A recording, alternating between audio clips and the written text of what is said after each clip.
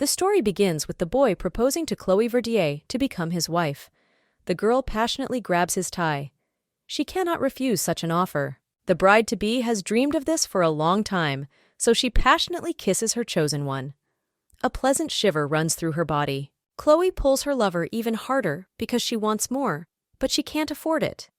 In the future, she will have to get used to the fact that her lover will not stop at just kisses. Memories of the beginning of this relationship come to mind. On the first day of acquaintance, the fragile girl thought that the guy pounced on her to seduce her. Perhaps at that moment, she was quite sensitive. His Majesty considered it inappropriate to react rather violently, because a person who cannot control his emotions is bound to lose. Chloe didn't understand exactly what he meant by that.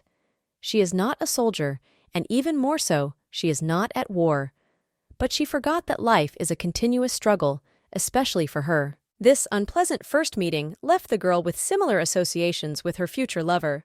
She saw him as a hideous devil. Therefore, she decided for herself that she would never get involved with such a worthless person in her life, because nothing good would come of it. Chloe didn't understand why this narcissist thought that every girl in the empire wanted to marry him. Such self-confidence made her put his theory to the test. The girl decided to play along with His Majesty, but not playing into his hand. But in the end, something did not go according to her plan. Now she fell in love with such a tyrant as this man. One of the points brought them together again, so Chloe decided to take advantage of the opportunity. She was interested in whether the man really had feelings for her. The girl was kneeling in front of him, waiting for an answer, but everything was more than clear.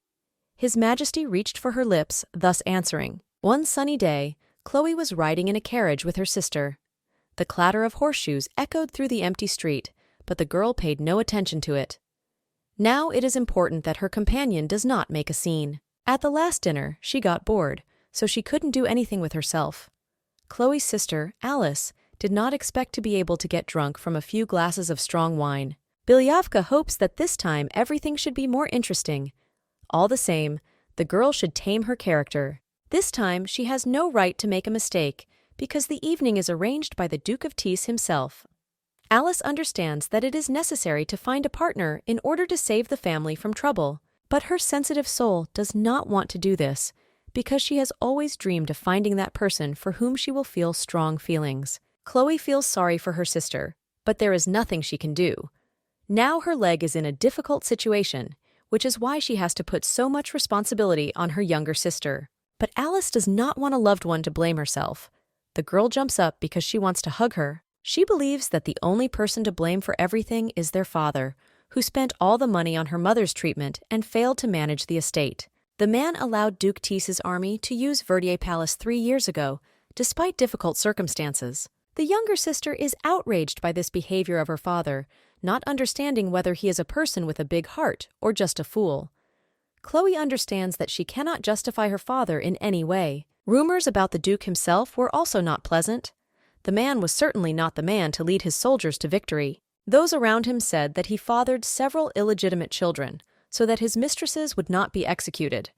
Tees's bad character should be added to all this. Many believe that it would be much better if the Duke died, because it is scary to fall under the hot hand of a cruel leader. Chloe herself understands all this, but considering the state of the Verdier family, she considers it good that they were invited to such an event. But Elisa is convinced that the gossip that is flying around Tise is not in vain, so he is not the person with whom one should associate life. Moreover, they do not know his true intentions until the last. The girl sincerely hopes that she and her sister will not run into this unpleasant person, but, alas, they have to congratulate him because he is the host of the event. Chloe bites her lip hard to keep from getting nervous. She must not allow fear to overwhelm her completely. But the 3-year memories are fascinating. Viscount Verdier, their father, was the lord of the small palace, and he willingly opened the door for the retreating army. The husband's eldest daughter is crippled, so those around her did not understand how she could take care of someone in such a condition, considering the young girl a burden. Nevertheless, Chloe always wanted to help those in need, so she was a delight for her father. Moreover, she always had a small, cute face, which attracted boys. That evening, a boy came to the girl and delivered a message from the Viscount. She had to leave the wounded under the care of the servants. Chloe understood that she had made her father worry again, so she forced herself to agree. But the pain of the soldiers, which forces them to be on the edge, did not leave her indifferent. The girl was taught that coming to the aid of the helpless is the duty of any nobleman. She went to the window to see what was happening to the poor people. Chloe saw soldiers paying their respects to their commander. On that unfortunate evening, the Duke had just received news of his father's death. The man was beheaded by the enemy because the latter wanted to take his head as a trophy. TC notices the reaction of one of his subordinates. "So I want to send the soldier home." The guy really wants to go to his wife, who recently gave birth to a baby.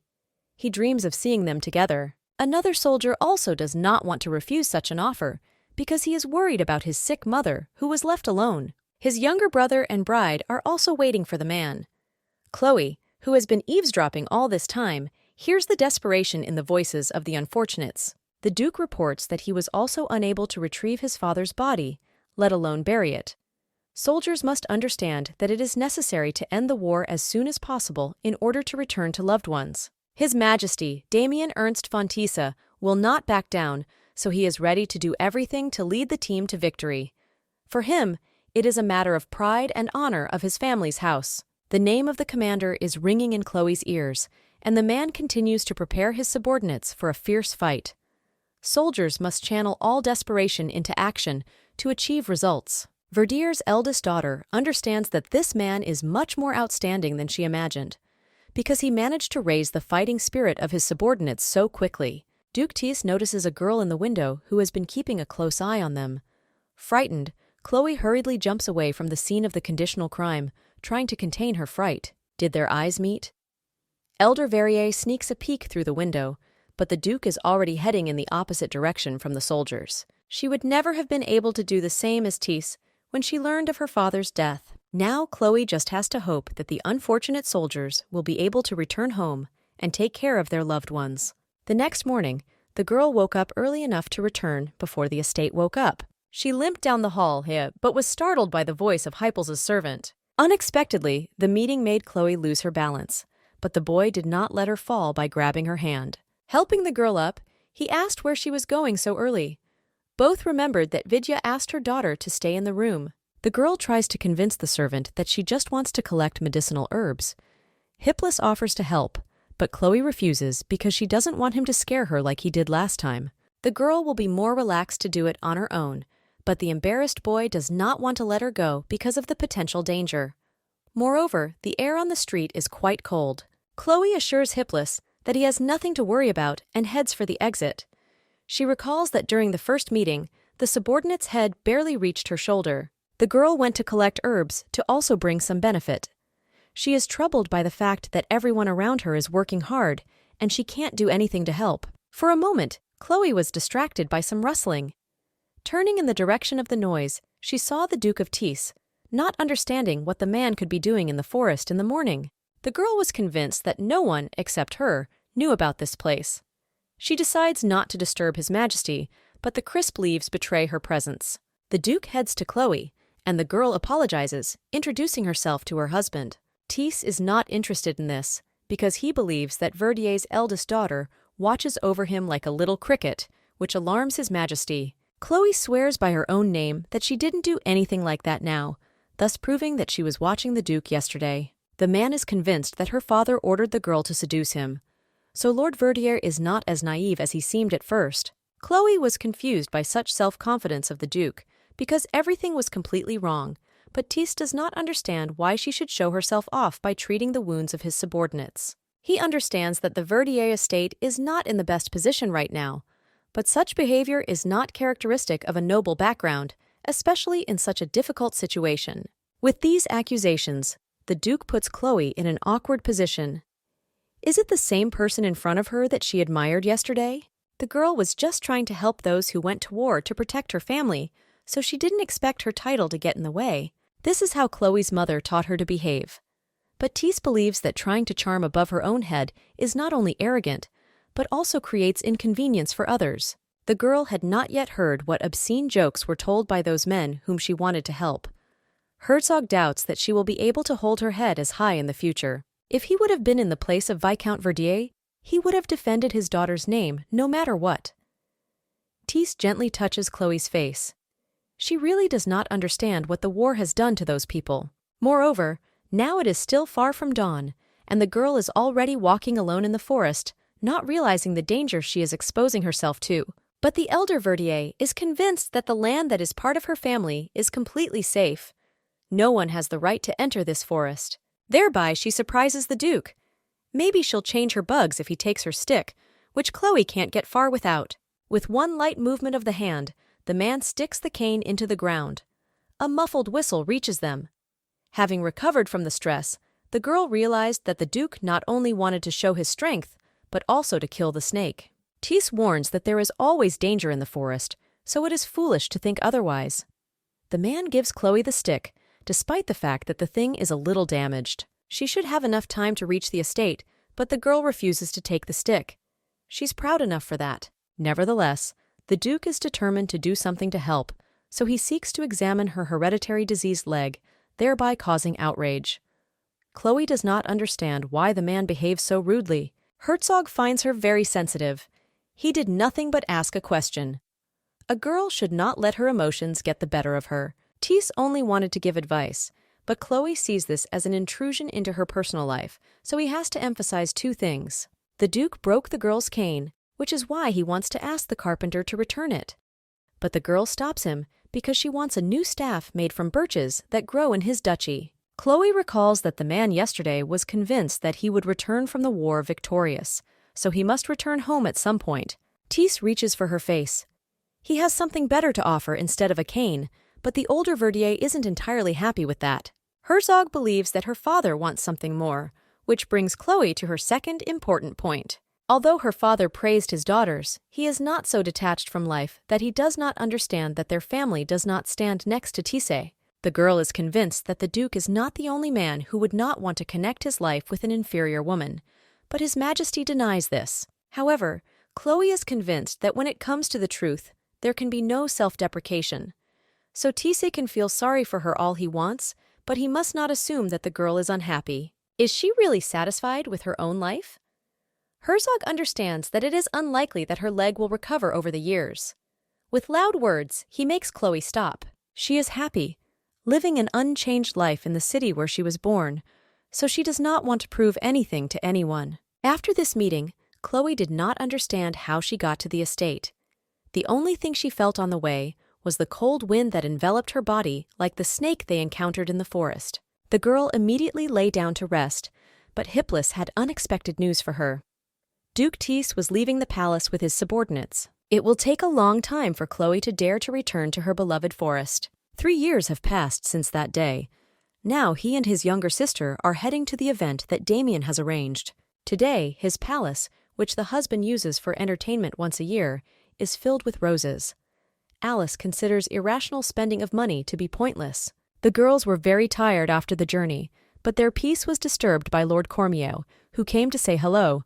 The man wanted to invite his sister Chloe to the next dance, to which the girl willingly agrees. The older sister is happy for the younger one. It is an honor for her and the Lord to meet each other. Cormier wants to ask the girl to dance later, but notices her illness. The boy feels awkward, but Chloe assures him that he enjoys watching the couples. She is really pleased to receive such attention. The girl hopes that everyone has forgotten about Alice's performance at the last ball. Count Cormier seems like a good match for a sister, because few people mentioned anything negative about him.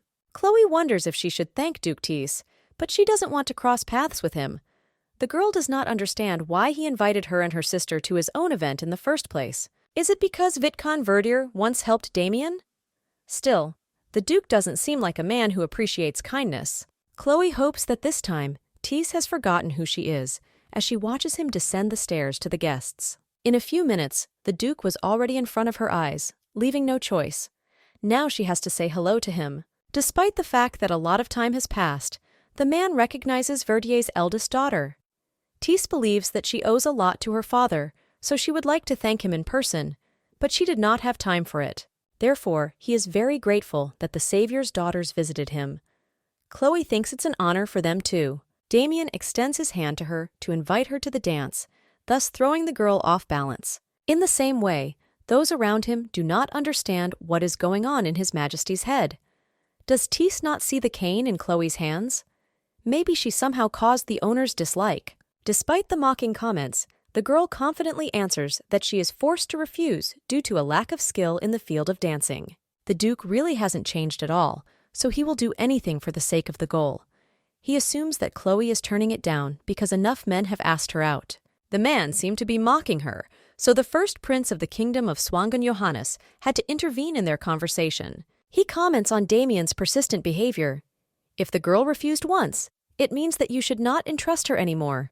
Has the Duke forgotten good manners on the battlefield?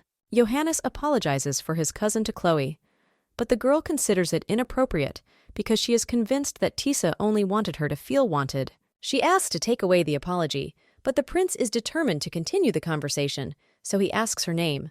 The prince is intrigued by the person who raised such a brave girl as Chloe, so he wants to introduce her to Viscount Verdier. The older sister does not seem to hear all this, remembering that she arrived at the ball with Elisa, whom she had not seen for a long time. The girl seems to have been nearby recently, but now she has disappeared from sight. Johannes doesn't want to wait because he has more important things to do. Leaving Chloe, he drags Damien behind him. Meanwhile, the older Verdier doesn't know what to do because she's worried that Alice is in trouble again. Duke Tice stayed put because he was wondering what happened to Chloe's sister. If he allows, the girl will definitely rush to find Alice. But the owner of the palace stops her. He wants to bring up that little deal they made 3 years ago about the cane. Damien's onslaught stresses Chloe. If he is not ready to give her a new thing, then he should let her go immediately. But the man grabs the stick from the girl's hands, carefully developing. Tice realizes that she is new, so he turns his attention to the search for Alice. It will be outrageous if Chloe's younger sister gets sick somewhere, so the Duke, in the right of the owner, offers his help. The two of them go out on the evening stairs. The girl holds the Duke's arm so he doesn't fall. Everything looks as if she has been practicing walking alone for a long time. Damien suggests that Chloe feels excruciating pain with every step. Therefore, the fighting mood has not yet subsided in the girl's eyes. Elder Verdier realizes that she should not have allowed her cane to be taken, so she is helpless without it. As they headed toward the garden, the wind began to pick up. Unexpectedly, the Duke asked who had forced the girl to wear the jewelry. He doesn't like that they don't fit her image. Chloe can't take it anymore, so she asks for the cane back, but Tisa changes the subject. It reached the Duke that a girl had been seen nearby, who excitedly ran in this place. The Duke's companion realizes that it was most likely Alice. If only the younger sister would not get into trouble. They stopped in front of a maze of rose bushes. Chloe called the girl loudly until she saw her in the arms of a strange man. Such a meeting shocked everyone present.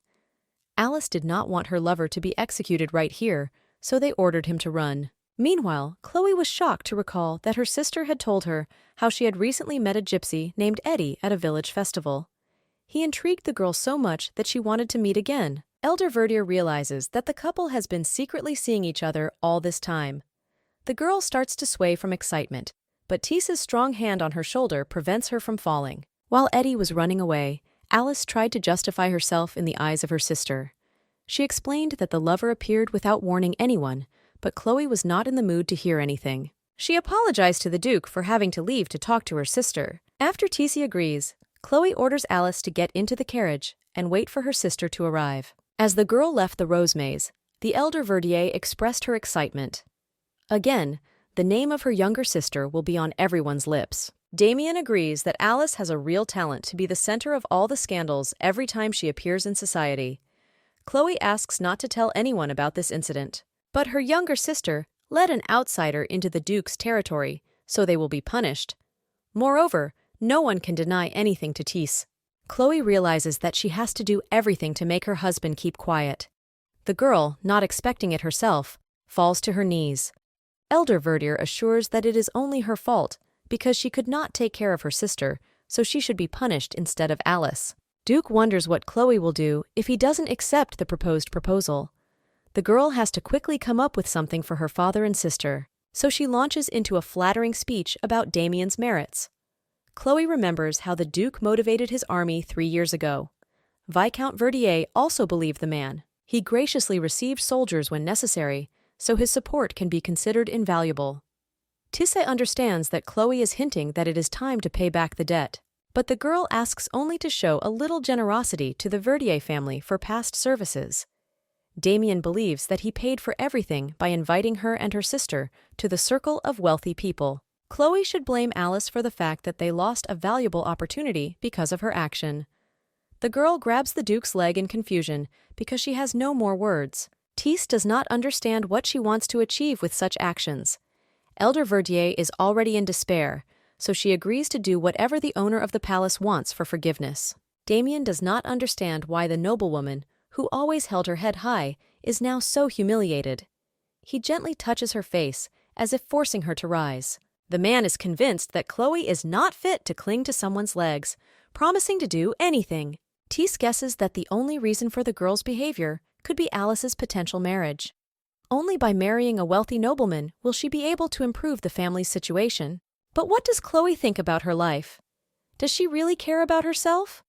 But the girl feels happiness only when she sees loved ones surrounded by care. She will agree to do anything to ensure this, so the Duke will have to think about what he can ask in return for forgiveness. And it's time for Chloe to return to the family estate. But the girl remembers that she has to introduce Alice to Prince Joachim, to which Tissa reacts rather aggressively. From now on, he will be forced to kill the entire Verdier family if Chloe tries to attract the attention of any man in the kingdom. The Duke also warns that the girl should not come to this garden with people she does not trust. Lovers who want to indulge in passion usually come here. She can be in the garden with him if she wants their relationship to be gossiped about. Chloe tightly clenches the dress in her fist, realizing what kind of scoundrel she is dealing with. 3 months passed, and the elder Verdier decided to write a letter to Tisse. There were rumors that Alice was to marry a man she had met at a previous ball. The Verdier family is extremely happy about this union.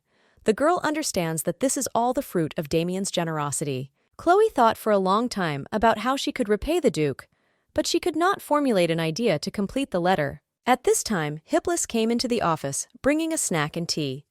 The girl decides to take advantage of the opportunity, so she asks about her sister's well-being. Alice was unwell for some reason, so she had severe stomach pains, refusing to eat.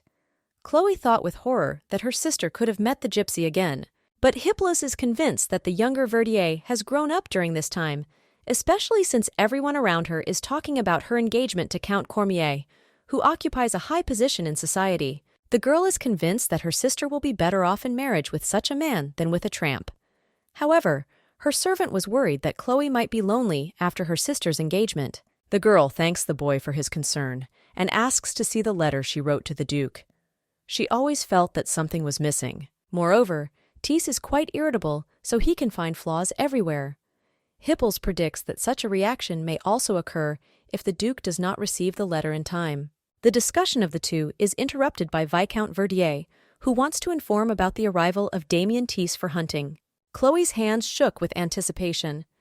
She did not understand why a man would go such a long way to kill animals. In fact, her father himself had recently learned of the Duke's spontaneous arrival, but it was surprising. Verdier forests are rich in wildlife. After some time, the Viscount graciously welcomes Tisse to his estate. The man hopes that the heat will not bother the guest on the way. Meanwhile, the Duke notices that the lord of the manor has far fewer servants than before, causing him to become confused. Chloe defends her father, explaining that due to lack of time, they did not have time to restore perfect order. Nevertheless, they tried to make Damien comfortable. The Duke remembered the girl's words, because every nobleman, regardless of his title, should be hospitable. Soon, representatives of the Verdier family gathered with the guests at the same table. Alice was absent due to her health. The Duke hoped that the girl was all right. The owner of the estate is very grateful for the generous dinner from the Duke, but feels guilty that he did not treat him to anything. Damien notices that Chloe hasn't eaten anything the entire time. He thinks she might not have liked the food, but the girl put her lack of appetite down to the intense heat. Herzog advises her to increase her adaptability to weather conditions. Meanwhile, the Viscount intervenes in the conversation, noticing his daughter's excitement. The man recalls that he repeatedly found the girl walking in the forest, from which Tisse concludes that Chloe is well-oriented in the area. He also remembers the situation when his daughter returned sick from the forest. It was the day they ran into Tisse. Nevertheless, Chloe continued to visit her favorite place. The Viscount recalls that all this happened at the same time as His Majesty's soldiers stopped at the Verdier family estate. Tissé understood this from the very beginning. He did not forget this period for a long time. Hippolyte sees that the lady is getting silly from the memories, so he carefully pours a glass of water. This is watched by the Duke, who wants Chloe to go hunting with him tomorrow. The girl's father is worried that she might interfere because of her health condition, but Damien interrupts him. He wants to hear the opinion of the elder Verdier. Chloe understands that there is only one answer to this question, so she is forced to agree. The girl only wants Hippolyte to lead her horse. Tissé is against it, so he offers the lady to ride his horse. The Duke won't let anyone get ahead of him. The next morning began with Damien waiting for the girl, sitting on a horse. The man holds out his hand for Chloe to join him. The girl is in no hurry, because she assesses how dangerous it can be. She had experience of leisurely horseback riding, but she had never hunted. Moreover, now she is not yet sure that she can trust the Duke, but she humbly gives the cane to the excited Hippolyte. Now he and Tissé set off. The man noticed that Chloe was quite close to her subordinate. He was right. Hippolyte remained loyal to the Verdier family from a young age, even despite unpaid wages. The young man became much more than a servant for the girl's family. There is a blow. The Duke starts galloping the horse, scaring Chloe. The man enjoys the looming fear and wants to hear from the girl the direction of the other road. Everything was tight in her lungs. She could hardly squeeze out a couple of words. They need the left. They were there in a few minutes. It looks like the Thiessen dogs have caught a big deer. Exhausted and scared, Chloe did not react to what was happening. Did the Duke do it on purpose to make fun of her? Someone's hand covers the girl's eyes, and a voice behind her makes her breathe slowly. It was none other than Damien, who wanted to reassure the companion. Late in the evening, Chloe returned to the estate, where dinner and her father and sister were waiting for her. The girl plans to call the doctor at dawn because a wild animal attacked Tissé. The Viscount is worried that the guest could be badly hurt, but the Duke reacts calmly. He wanted a thrill, so he gave chase on foot. Alice angrily plunges a fork into a steak after Tissé expresses his desire for Chloe to sew up his wounds. The nurse should not do this, especially since there is no painkiller at hand. Senior Verdier tries to hush up the awkward situation. The doctor will really do better than her, but Alice is convinced that he won't have time for that.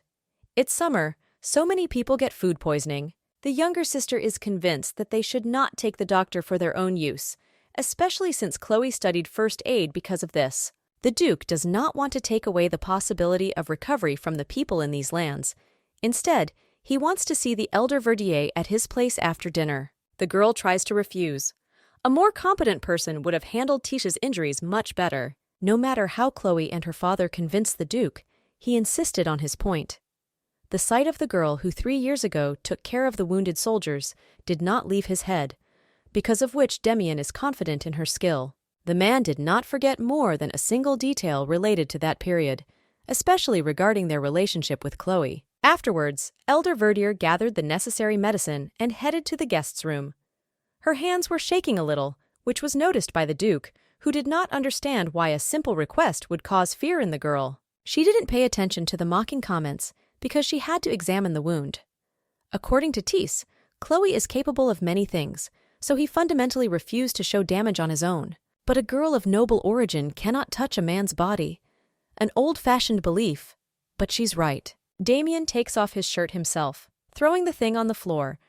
A self-confident man believes that Chloe will not be able to resist him, but nevertheless, she should not look at a naked body like that.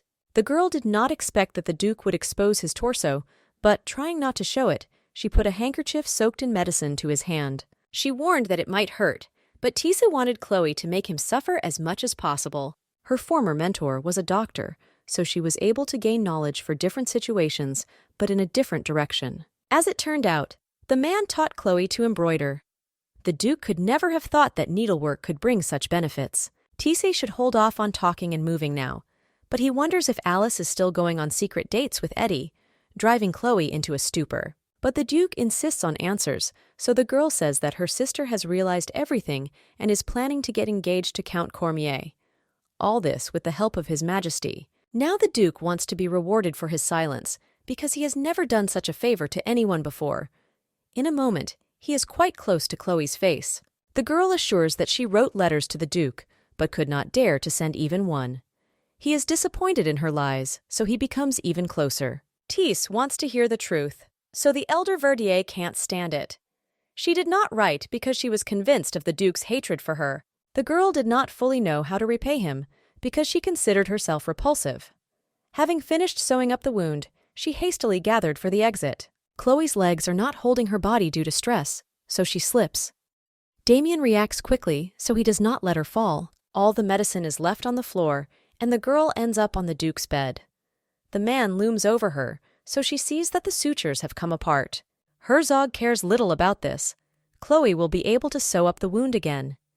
The girl does not understand what the man wants from her, so she looks at him in fear. Meanwhile, Tisse runs through a lock of her hair in his hands. Elder Verdier should already know the answer to her question. But Chloe came to the Duke only because of her father's request. Does she really think that's all the Viscount wanted? A similar conversation was already between the couple 3 years ago. Tisse has a right to question people's intentions due to distrust on the battlefield, but the idea that every woman wants him seems pretty selfish. The girl notices a smile on Tisse's face, because of which it may seem that the man is not himself. He offers to test Chloe's theory in practice, but he can let her go now.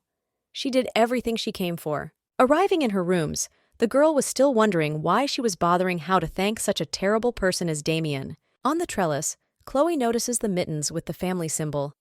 It would be foolish to give the Duke what he asks for. Why didn't she take a thicker needle? The girl needs to calm down. Emotions cannot be allowed to take over. When Alice marries the Count, the affairs of the Verdier should go up. The next morning began with shocking news. Everyone around began to think that the Duke had damaged not only his hand, but also his head, because he proposed to Chloe's younger sister. The Viscount explained that Alice already intended to marry Count Cormier, but this had little effect on Tisse. The Duke seemed to be mocking the inappropriate comments made by the girl's father.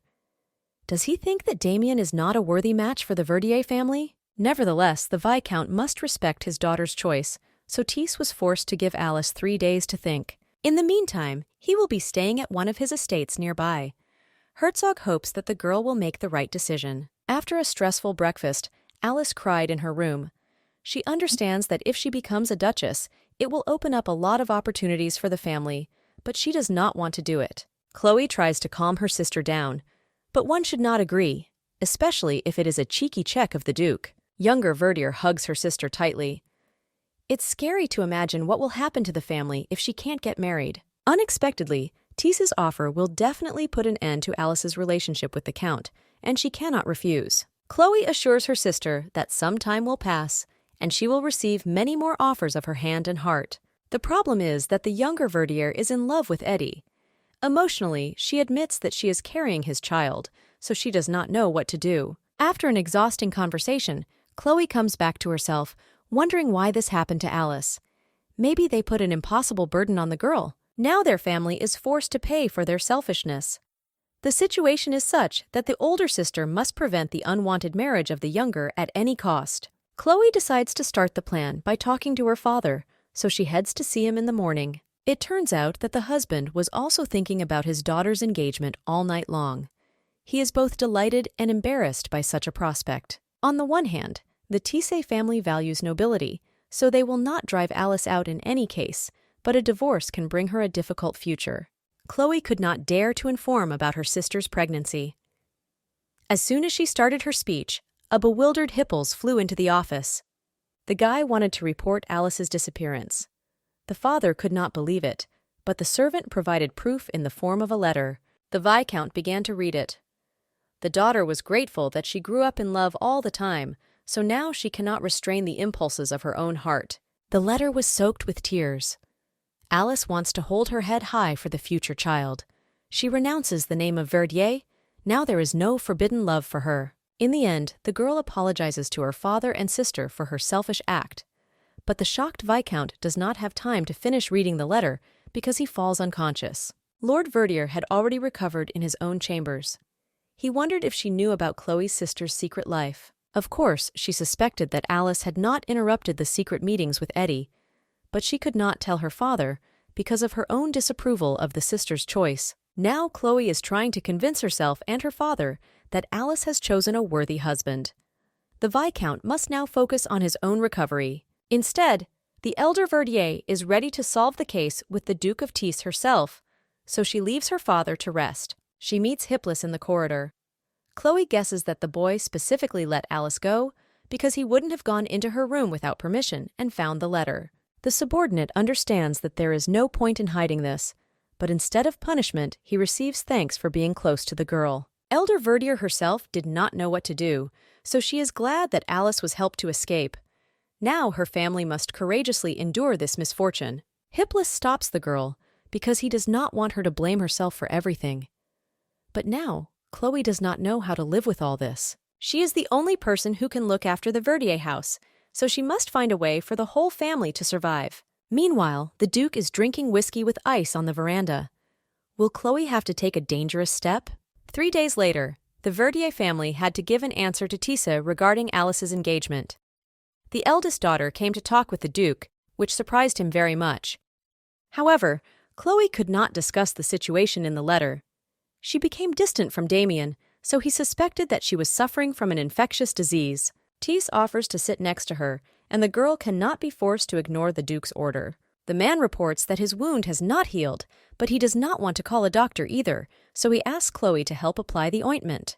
The girl is annoyed by this, but the Duke believes that she dreams of him. So the older Verdier has nowhere to run, so she rolls up her shirt sleeve. Chloe advises Tis to stay outside as little as possible, because the hot weather is not helping her recovery. But after hearing this, the man finally takes off his shirt, which causes embarrassment to the shy doctor. Despite this, Damien intends to find out why his offer was rejected. Chloe reports that marriage is physically impossible for Alice right now. But before telling the whole truth, the girl wants to hear why the Duke proposed to her sister. She mistakenly thought that the man wanted to completely destroy her life in this way, but Tis wanted to prove that every woman in the kingdom wanted to be with him. He laughs at the false guess. Did she really think that the Duke would marry the daughter of a debt-ridden Viscount just to hurt Chloe? It really seems unlikely, but then why would he have this marriage? He is not like a romantic who believes that relationships are based on love, so there must be some good reason that Tis doesn't want to reveal. The Duke refuses to marry a lady from high society, but agrees to marry a simple girl. It turns out he doesn't care who to propose to. Chloe suggests that a candidate can even be a person who has noticeable flaws. Damien moves closer to the girl. Well, if she had lost 2 legs, an even better deal. Duke doesn't want to continue this conversation, so he moves closer to Chloe's lips and kisses her passionately. The girl did not expect this, so she grabs the man's hand, pushing away from her. She's always making snide remarks, so Tisa decided to test how sharp her tongue really is. He does not want to stop, believing that now is a great opportunity to conceive an heir. Frightened, Chloe punches the Duke in the face. On his part, it is not respectful to behave like that, without responding to the girl's proposal. Damien is pleasantly surprised by such a rebuff, but advises the elder Verdier to read the rules of negotiation again. Several days had already passed, but Chloe remembered the Duke's kiss without realizing it. The girl is distracted from her thoughts by Hipples, who worries about her well-being. They should finish discussing the documents. After Alice's engagement letter, the royal family continued to send gifts. Now there are a bunch of carts with them in the garden. Hipplis is interested in how Chloe's negotiations with Tisa ended. If the girl's guesses are not wrong, then Prince Johannes is the official heir to the throne. But the Duke enjoys international respect and power. Therefore, marriage with the daughter of a poor Viscount will only raise his position in the eyes of those around him. In the meantime, a young man entered the office to announce the arrival of a guest. Chloe doesn't want her sick father to be disturbed, so she has to meet him herself. It only takes a few minutes to get ready. The girl and Hipplis were amazed when they saw Mrs. Damien in the bedroom, but the man could not do anything with himself because he missed Chloe very much. She was not happy about this, so she wanted the servants to take the Duke to the living room. But Tis did not see the need for this. Soon her relationship will move to a level where they will not need solitude from each other. Hipples is amazed by what he sees and hears, but he cannot watch the couple for long. Damien orders him to close the door, leaving the two of them alone. Meanwhile, the Duke takes out a precious necklace, which is the ancestral value of the House of Tisa. According to the rules, Chloe should have given the jewelry to Damien's mother, but the woman does not support their marriage. Such a reaction is quite understandable to the elder Verdier. Tease doesn't understand if the girl really doesn't care that much, or if she's just trying to keep calm. In fact, Chloe is afraid to react hastily because she doesn't know what the Duke's next move will be. The man decides to put an end to it, finally making her an offer of his hand and heart. The girl is sincerely glad that the Duke accepted her proposal, but he needs proof of this. She promises that she will support Tease in every case and provide help when needed, no matter what. But Chloe cannot give a clear answer to what the Duke really wants. Did he have to kiss her again to get her to open her mouth? The girl assumes that Damien needs power, but she is not far-sighted enough to be convinced of this. The Duke forbids saying such things in his presence, because he does not believe that Chloe does not have such a quality. The girl is ready to do whatever Tease wants. Even if he wants to end the marriage, she will support such a decision. With this statement, she annoys the Duke. It's cheeky for him to talk about divorce right away, but Chloe didn't want her intentions to be taken the wrong way. It is important for Tease to understand what exactly the girl wants from him. She hesitantly says that she wants to be a duchess. Hearing this, the Duke rose from his seat to put the necklace around the neck of the bride-to-be.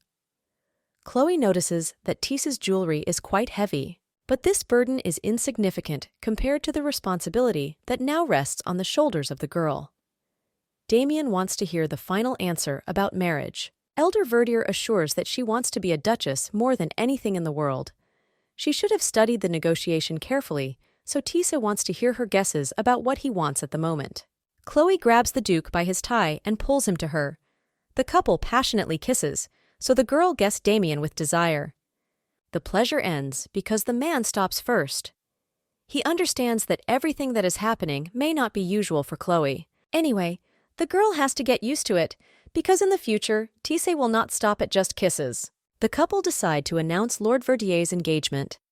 The man was quite happy to hear, but tried to assure the Duke that his daughter would become a good wife and gain respect. He is ready to give everything if Damien will make Chloe happy. The girl is distracted by a mitten with the Verdier family mark. She does not understand how they got to her husband. Tease wants the forest and mountains on the estate as a reward. The father of the bride does not understand such a decision, because the soil is barren and the trees have no use. But the Duke wants to get these lands, because the relationship between the couple was born there. Now Chloe finally feels like a pawn in this game. It's time for the wedding. The Duke and his bride have to make an oath to always be there and fulfill their duty to each other, despite the difficulties. After that, the couple must kiss to seal the union before God. Chloe squeezes her eyes shut, but Tease kisses her on the cheek. The girl gets upset because she expected something different.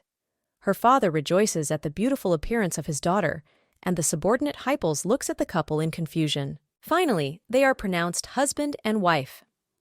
Damien takes Chloe in his arms, and all the guests sincerely congratulate the Duchess. The girl does not like the state of weightlessness, so she asks to put herself on the ground, but the Duke wants to delay this moment. Therefore, the former Verdier is forced to follow Damien's neck. Now Chloe got the name Von Tease. A few days after the marriage, gossip began to circulate in the city that the Duke left his wife immediately after the ceremony, even without spending the first wedding night with her. These conversations were carefully followed by Hypels. Will Chloe have to spend 3 months alone? Meanwhile, the Duchess read the news that Damien had been seen making out with the Marquise Isabella. Marriage did not extinguish the burning passion of the husband. The concerned maid offered to destroy the letter, but Chloe would not. That way, they still won't get rid of the gossip.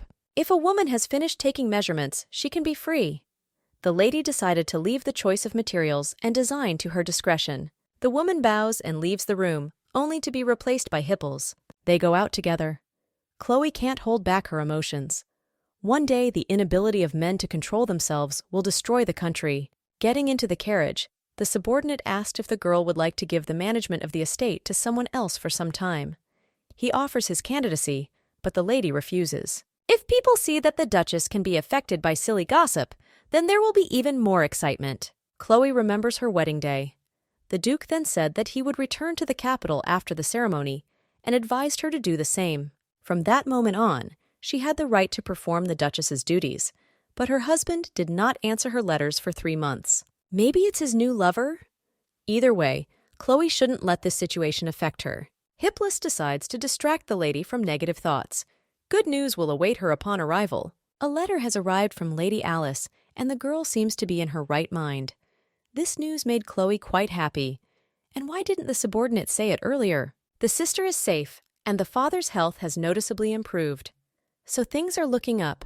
Moreover, the girl's marriage inspired people in Verdier's possessions.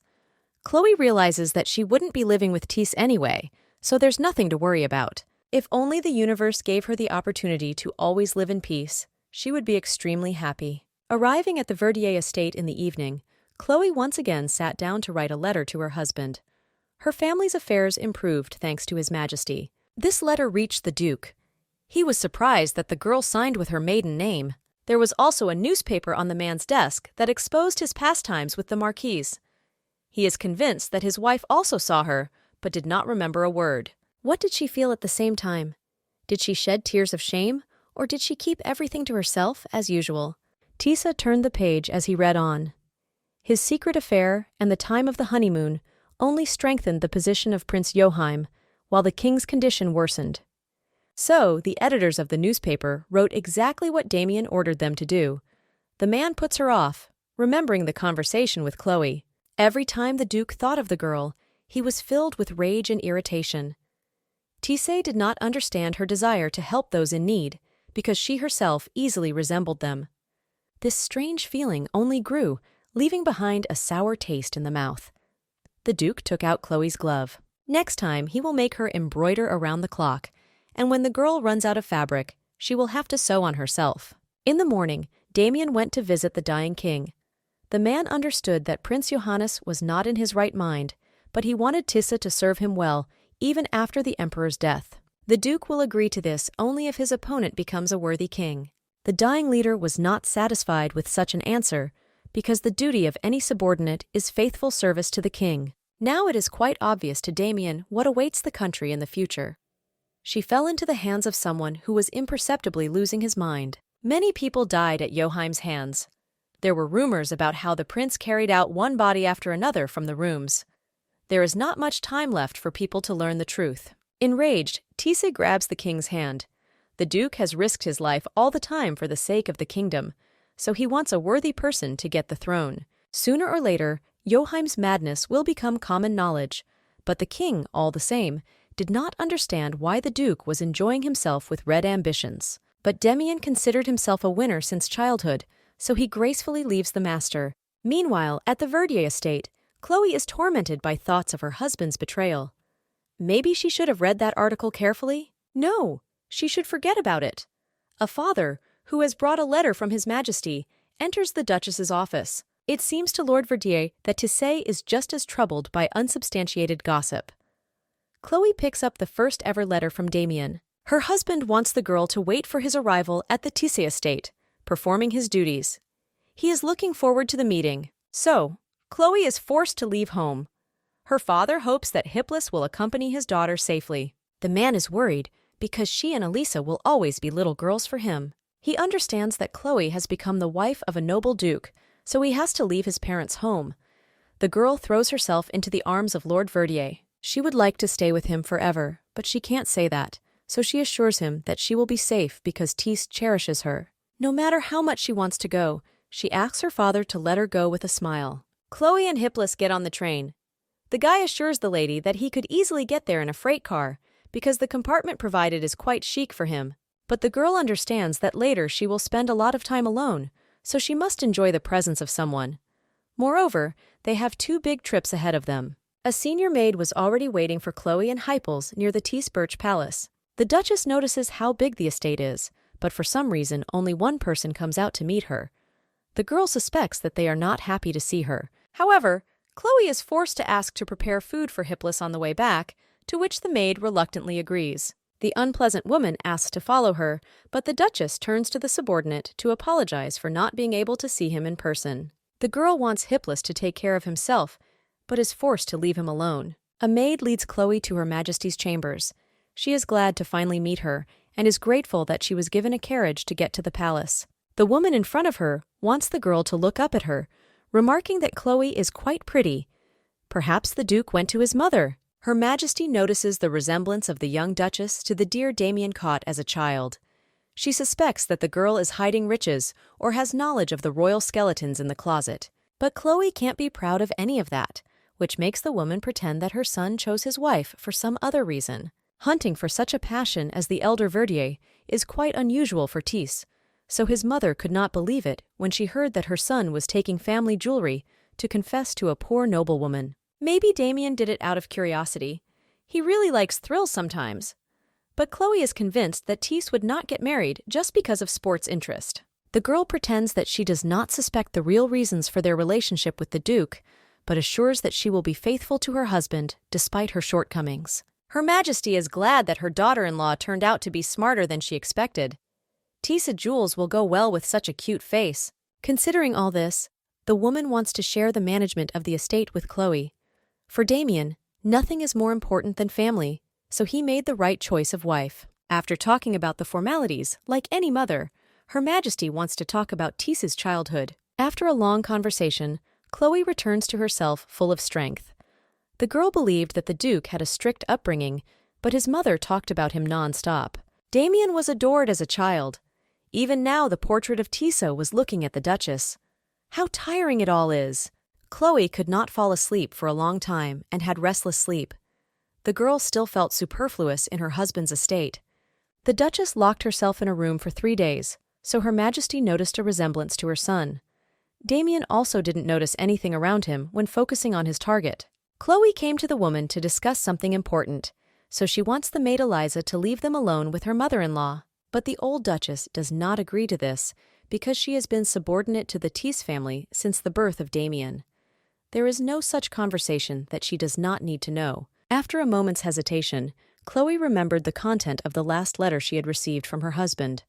What he wrote was more like a warning. Collecting her thoughts, the girl says that she studied the accounting books and noticed discrepancies in the finances of the estate.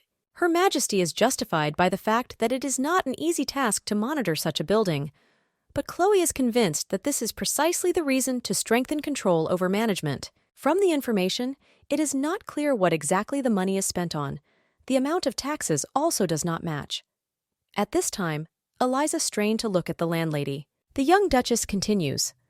She also noticed discrepancies between the number of wine bottles in the cellar and the amount recorded in the book. Similar situations have happened more than once, so Chloe suspects that all this began to happen from the moment Eliza became a housekeeper. With this statement, the maid makes the girl hysterical. Stunned, Damien's mother asks to leave her alone with her daughter-in-law. The woman is angry that Chloe did not discuss this issue alone. The girl is forced to apologize, but thinks it would be appropriate to release Eliza and Robinson the groom. She explains this decision by the fact that the maids would have the necessary cart to take the inventory outside the palace. With such a volume of stolen goods, she could not act alone. Eliza and Robinson were loyal subordinates who served the Tisse family in their troubled times, which makes their betrayal even more unforgivable. Chloe assured the woman that the dirty things the maid did behind her back would only increase over time. If Damien's mother continues to turn a blind eye to this, things will only get worse.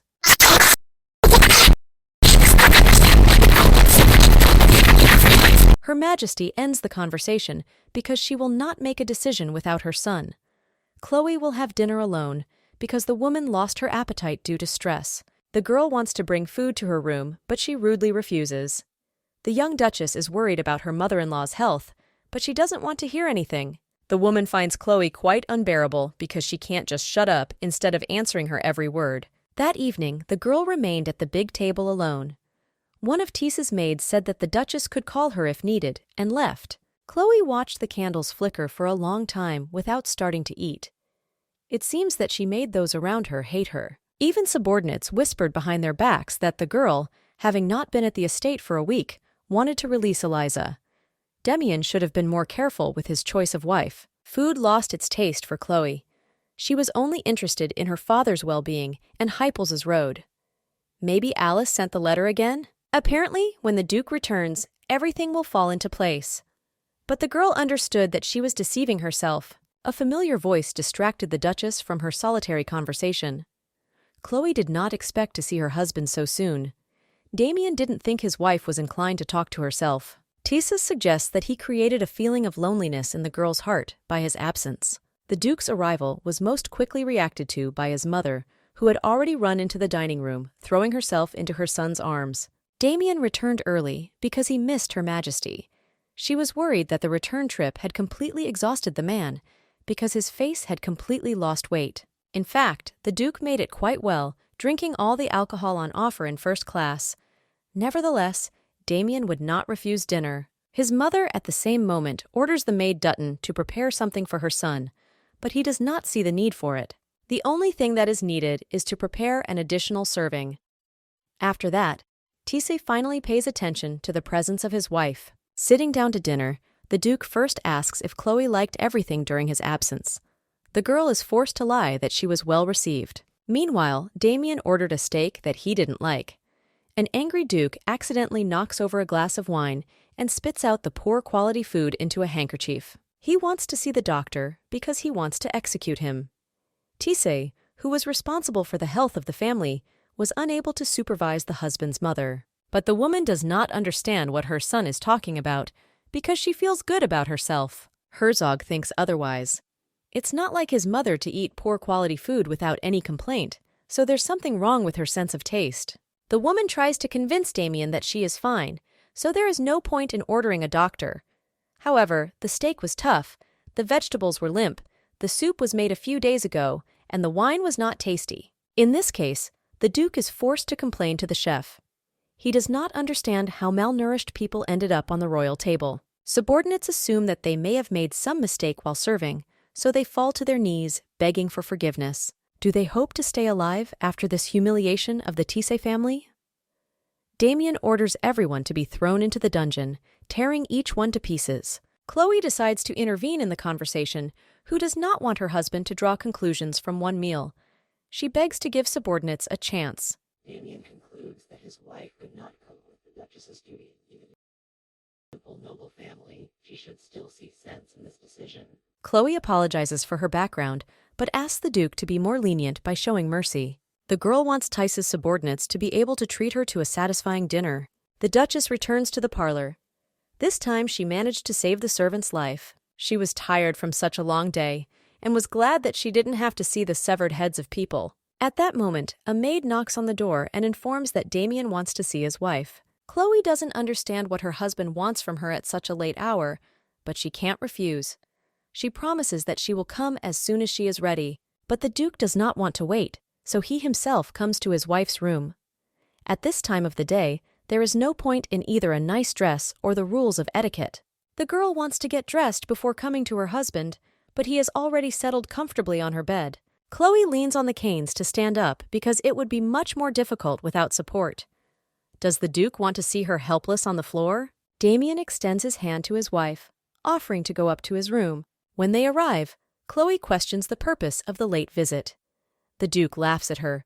She must understand herself what matters unite a husband and wife at this time. The girl suspects that Damien is alluding to the first wedding night, which never took place since their marriage. Duke notices the embarrassed reaction, so he can tell exactly what Chloe is thinking. But, unexpectedly for her, he says that he wants to reward his wife for the conscientious performance of her duties. The girl still managed to get rid of Eliza and Robinson for the sake of the Tease family. It turns out that the Duke knew about the dirty deeds of his subordinates. He closed his eyes to this, only because of his mother's great attachment to these two. Chloe is surprised that Damien is so concerned about the feelings of the woman who gave him life. The son wants to send her now to rest in the southern villa. Tissé decides that this will be the best solution, because his mother's heart is broken by the dismissal of her once loyal subordinates. Thus, Chloe will have more opportunity to adapt to her new life.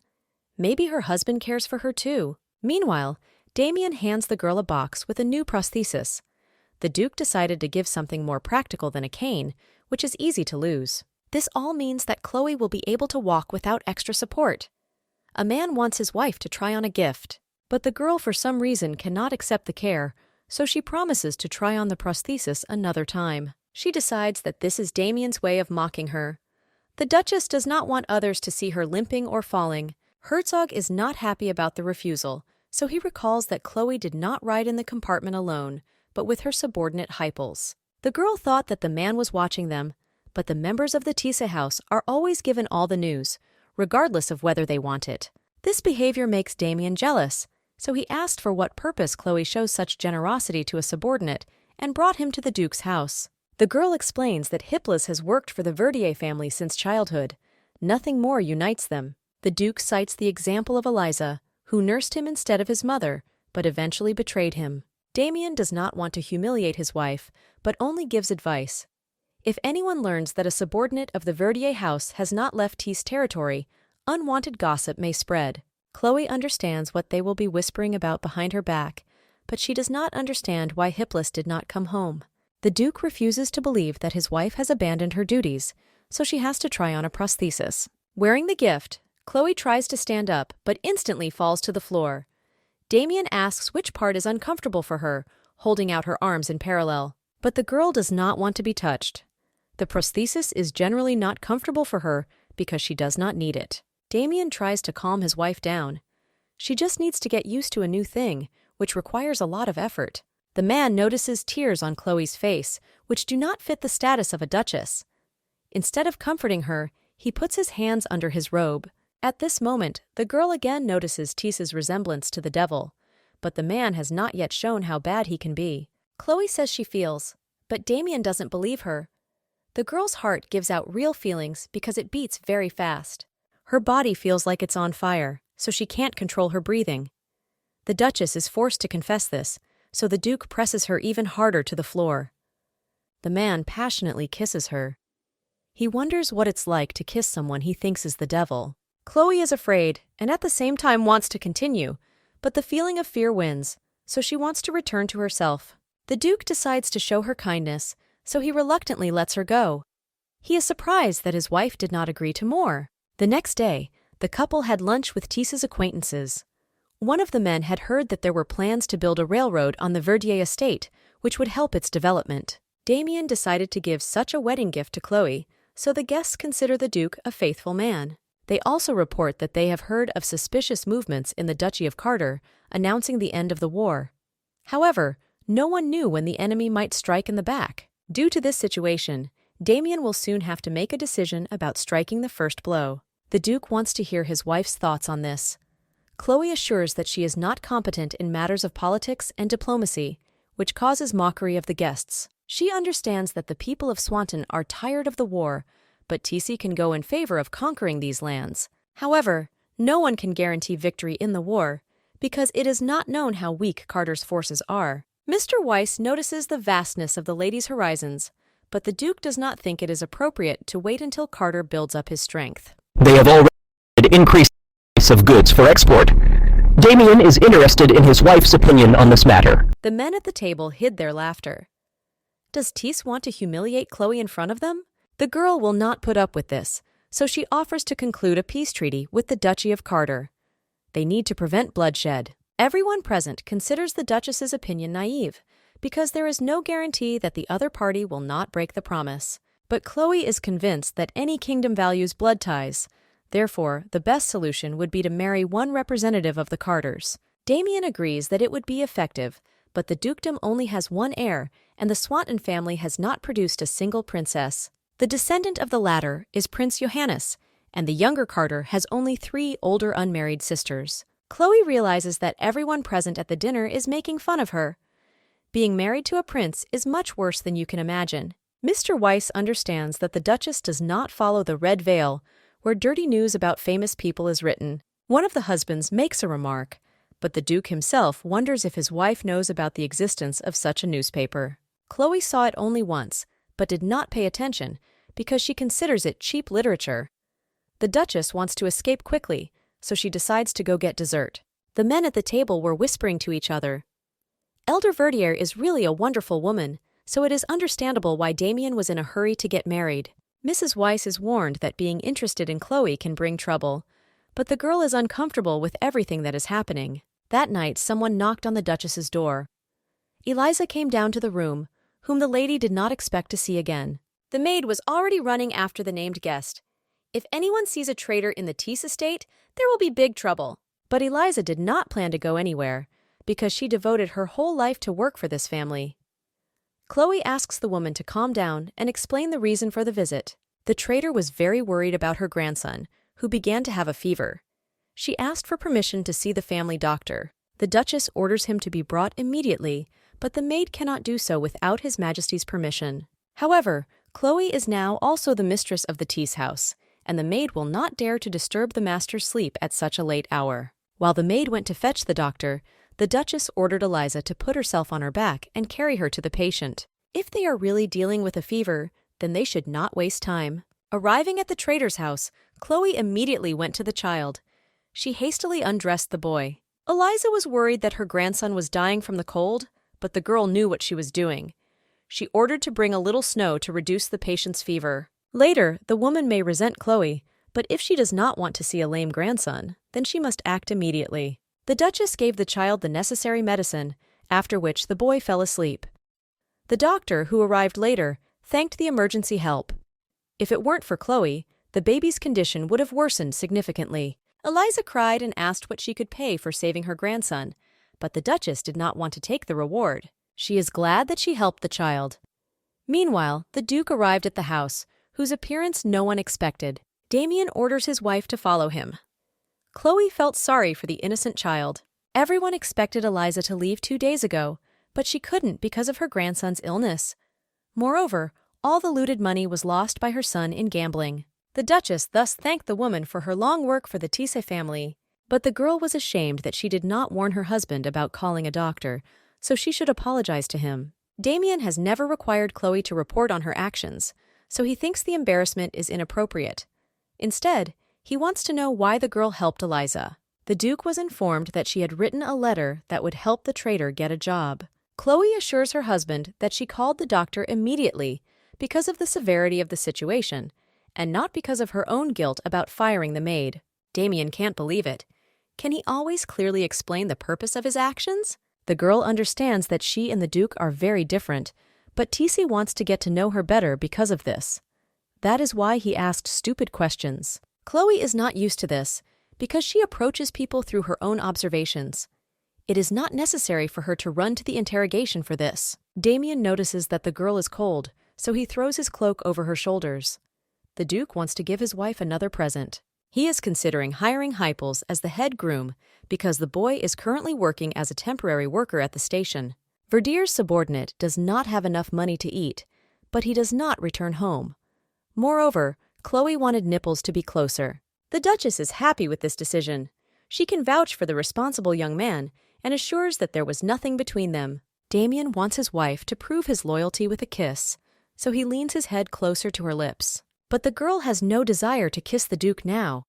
Therefore, the man will be forced to send Hypels somewhere far away instead of getting a job. Chloe does not agree because her subordinate has the right to live wherever he wants.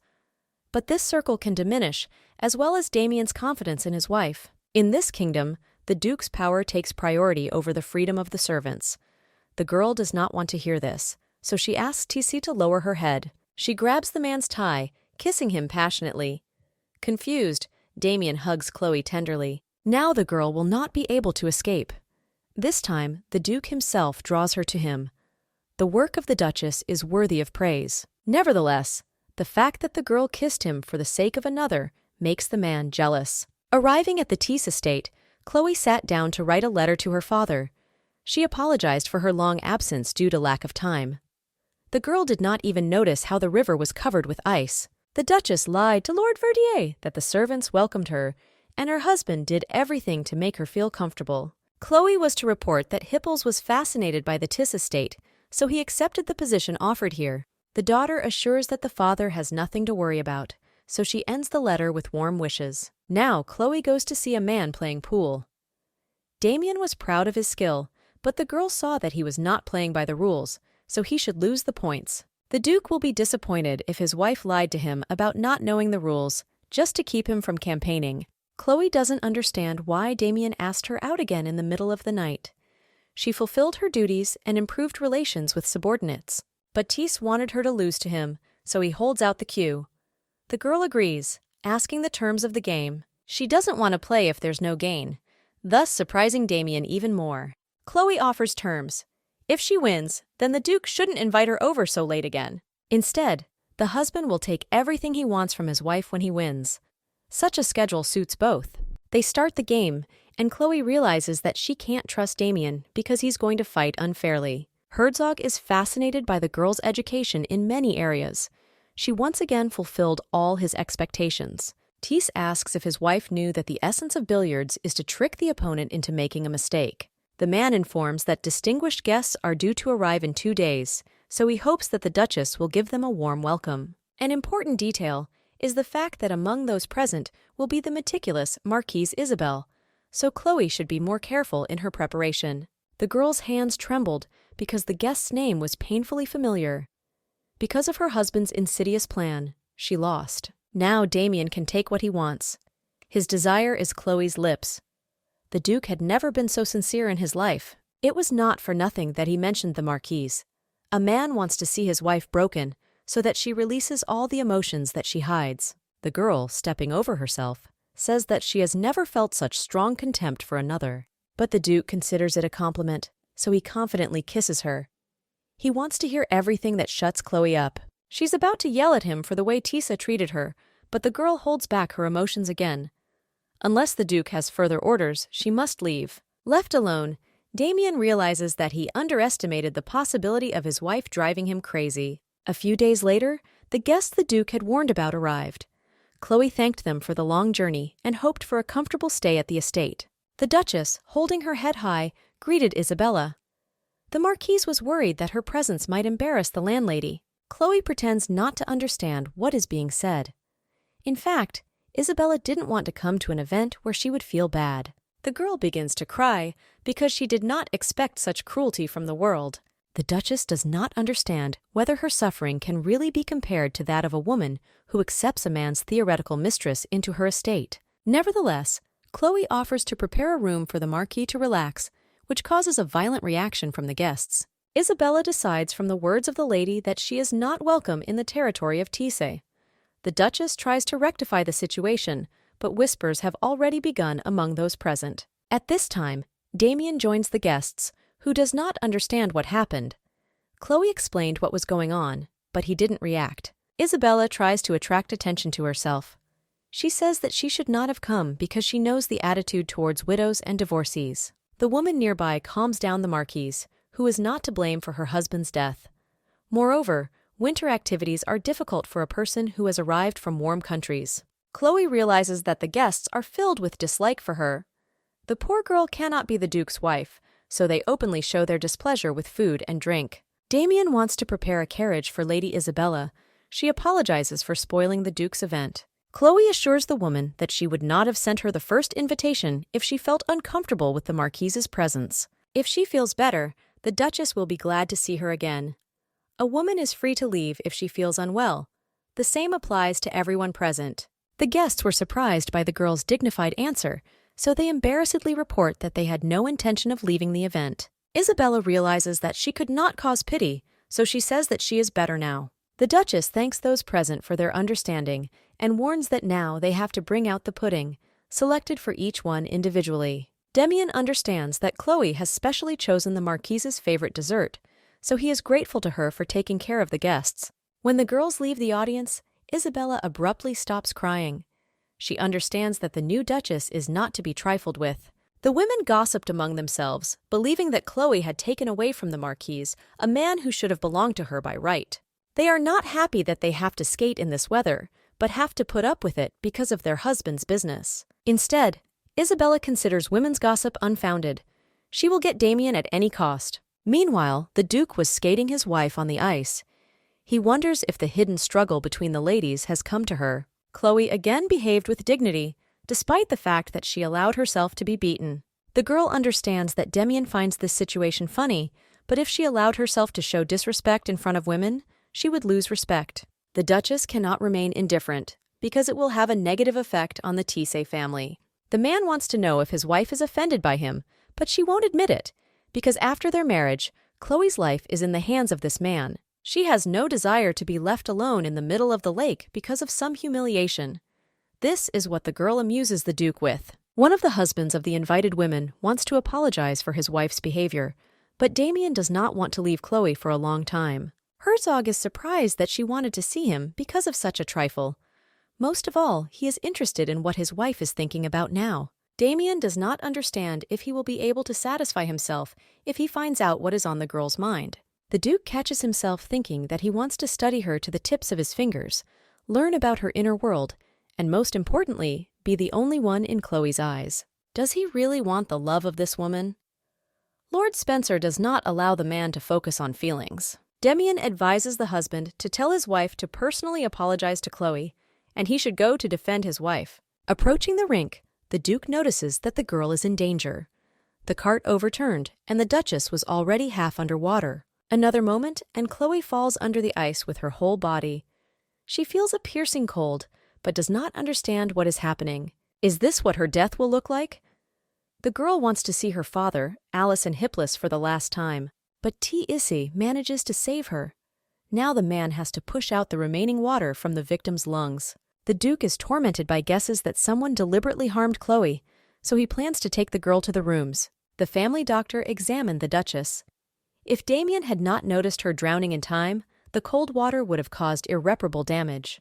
The Duchess, like the man, understood that the cart should not have fallen by itself, which suggests Isabella's involvement in the accident. Margaret, the maid, reported that all the guests had left except the Marquise, who fainted at the sight of an unconscious person. Chloe wants to talk to the girl, so she asks about her whereabouts, but Isabella was already on her way to the Duke. The Marquise reports that Johannes's illness is becoming more serious, so the king feels that the rebellion is inevitable. By trickery, the girl wants to lure the Duke to go with her to Winsbury Villa to hide from the desperate lord. Isabella assures that she is on Damian's side, but he is in no hurry to go anywhere. He puts his hands on the Marquise's face, convinced that the girl lied to him. The Duke understands that the killer may be waiting for him, so he will not act on a stupid provocation. Did Isabella really think that Damian would ignore the fact that she wanted to unite with the king? In this way, she exposes herself as an idiot. Pouring whiskey, the Duke says that from now on they have nothing in common with the Marquise. The man understands that the girl has nowhere to return, because the king will get rid of her as soon as he finds out about the failure. Hysterical Isabella blames Damian for everything. If he had not left her after marriage, she would never have betrayed him. But Tis could not leave the Marquise because he never thought of her as his wife. Her only task was to play the role of the Duke's mistress while the investigation into the royal family's dirty deeds continued. Damian chose her only because she was the Queen's maid of honor. Moreover, the man has already paid the girl for the service. There was never much more to their relationship, but now Isabella cannot return to the kingdom. The Marquise begs the Duke not to leave her, but he is not sure that she will survive. Demian guessed the girl's involvement in Chloe's murder attempt. She tried to convince Tis of the opposite, but the man was tired of listening to these lies. Out of desperation, she throws herself on the Duke's back, confessing her love. Isabella did everything for Damian, but it was too late. He asked the Marquise to leave him. Meanwhile, Chloe was approaching Tis's office, hearing heated arguments. The Duchess asks Margaret to take her to her bedroom, but Damian notices his wife's presence and tries to stop her. The doctor prescribed complete rest for Chloe, so she did not have to leave her bed, but the girl wanted to see the Marquise one last time. Tisa reports that Isabella is not in a condition to receive her at the moment, so the Duchess must choose another time. Chloe had something else to say to the Duke himself. The girl wanted to ask permission to return to the Verdier estate. Due to an accident, the Duchess had an urgent desire to see her father, which should not take long. Damian refuses his wife, because she should not entertain the thought of leaving her husband to his own devices. Chloe is even more upset because she does not agree to perform her duties, while the Duke is tied to his mistress. Tisa understands that the girl did not correctly understand what was happening, but he is pleased with her jealousy, which she will deny. The Duke sends Chloe off to bed, promising to discuss her return home some other time. He wants to prevent a separation, but now he has more important things to do, so he leaves his wife upset. The girl did not want to sleep, so she decided to go for a walk. She did not understand why she felt so exhausted. Chloe was aware of the person she agreed to marry, so she promised herself that she would not delve into the Duke's personal life. But her plan failed, so now she sits alone in the forest and cries. If only she would return home instantly. The Duchess did not want to return to her rooms, so she called on Hypels, who was worried about her condition. Chloe assured that she unexpectedly felt longing for her native home, so she decided that a meeting with her native person would calm her down. The girl thanks the subordinate for the delicious tea, but it cannot be compared to what she first offered the boy. The Duchess tried to remember when it had been. She did not expect that 11 years had already passed since that moment. That day, Chloe found Hipless outside the Verdier estate. He looked like a sissy, so she handed him a mug of warm tea. Since then, the boy has had this pleasant memory. The girl appreciates that her kindness once warmed him. The subordinate seems to want to confess something to the lady, but changes the subject to a boiling kettle. He doesn't want Chloe to feel too much pain. In the morning, the Duchess hurried to the Tissé estate. If the Duke learns that she spent the night at Hippel's house, a terrible misunderstanding will arise. Loud screams of the maid reached the girl. She found the dead body of Marquise Isabella. This girl accompanied the lady from Swan. During the investigation, a bottle of arsenic was found in Chloe's room, but the Duchess never saw this substance. Nevertheless, the evidence testified against the girl, as there were witnesses who proved her fastidious attitude towards the Marquise. Damien doesn't like that his wife is accused of murder, so he wants to hear who is against her. But the detective must maintain confidentiality for security purposes. Duke tries to support Chloe as much as he can because he notices her anxiety. He assures the investigator that they were busy with the girl all night, so she has an alibi. The Duchess realizes that the man found out about her visit to Hippel's. Tissé got his way because the detective asked Chloe directly where she was. In the last moment, Damien kisses his wife's hand because he wants to protect her. Such behavior causes the girl's tension even more. The coroner said the Duchess must remain at the scene of the crime until the trial begins. Chloe's thoughts have been tormenting her for 3 days. Did she wish Isabella dead? It was no surprise to everyone that the Duchess had an ambivalent attitude towards the Marquise. But her resentment was directed not at her, but at Damien. The girl is distracted from her thoughts by a man who is worried because she refuses to eat. Chloe wants to get rid of the executioner's extra work. Does the Duchess really want to die? Damien's testimony was questioned because it was considered strange that a couple who had spent the night together would be found apart in the morning. But the girl did not kill the Marquise. Someone framed her, but now she can't prove it. Tisse does not understand why Chloe does not admit that she was with Hipless. The Duke learned about it through an unexpected visit from the groom. Demiano lost a lot of time to calm down the boy, who assured that the girl had not done anything criminal. It seemed strange to Tisse that his wife did not mention a person who could justify her. Chloe assures that she did this because she did not want embarrassing gossip to appear. The Duke wants to believe that she is not hiding her betrayal with the groom because she does not want to put the Verdier family back in a difficult situation. If the girl really did not cheat and is not guilty of Isabella's death, Hippel's must testify, but Damien did not guarantee the divorce after that. The man knew that the Duchess would not act selfishly when it came to her family. Tisse wants Chloe to plead for his salvation because the Duke has the power to do so, even if the court does not accept his testimony. The man waited a long time for this, but the girl, in this case, agrees to an unannounced death. Her eyes welled up with tears. This will be the last wish as a Duchess. The time has come to investigate the case of the Marquise's murder. The chief judge asked Damien if he was really with his wife at the time of the murder. The Duke did not see the relevance of his being found in his own office the next morning. Tisse's testimony will make no sense if there are no witnesses to confirm that they saw him with Chloe. Damien does not want to lose his wife, so he goes to a trick. He asks to summon Hippel's Watteau to the court. At this time, the groom enters the hall and swears to tell the judge only the truth. The Duchess worries about the subordinate. What was he thinking about? The guy confirms that Chloe was with her husband that fateful night, and he kept quiet about it until now because he himself committed the crime. Hipless admits that he spied on the intimate life of the gentleman because he could not sleep for a long time after a hard day spent with guests. That night, he overheard Damien arguing with the Duchess. It was an ordinary marital dispute, caused by a misunderstanding over the behavior of the Marquise. But it all ended quickly, and the couple headed for the barn. Hippel's could not contain his curiosity, so he followed them. The groom convinced the judge that he remained silent because he felt ashamed to have seen the couple's most private moments. Satisfied, Damien said that he would deal with the subordinate's guilt after the main investigation was over. For people like him, every miss has weight. Chloe realizes that the men colluded to save her, but now the consequences for Hipless could be fatal. The judge is not in a position to pass judgment right now, based on the words of an ordinary groom, so he adjourns the hearing for 10 days. Tisse is annoyed that the girl will sit all the time in a cold cell, but is unlikely to do anything because the tribunal is sent by His Majesty. Nevertheless, the Duke's patience has run out, so he won't be nice to the judge anymore.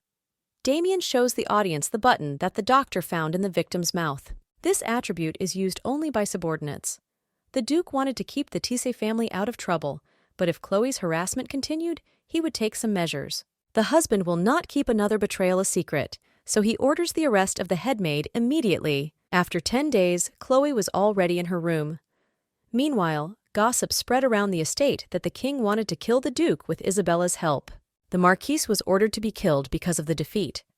No one understood how they had the audacity to throw this dirt on the Duchess. Rumors about the mentally ill Johannes covered the city. Everyone admired Damien, who defended his wife despite the threat of deteriorating relations with the king. Chloe decides to visit her husband. He is surprised to see her because he didn't invite her.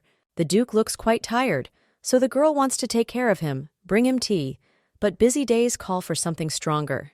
The girl is confused because she has something to say to her husband tonight. Damien wrongly decides that Chloe wants to return to the Verdier estate again, but the girl wants to express her gratitude for the defense in court. Tired Tissé does not believe in the sincerity of these words, so he decides that his wife still needs something from him, but he is wrong again. The Duchess is sorry that she allowed her pride to cloud her mind and did not trust her husband. Despite the lies told, no one was hurt, which is a good sign. The girl is not offended that Damien had to subject her to suffering.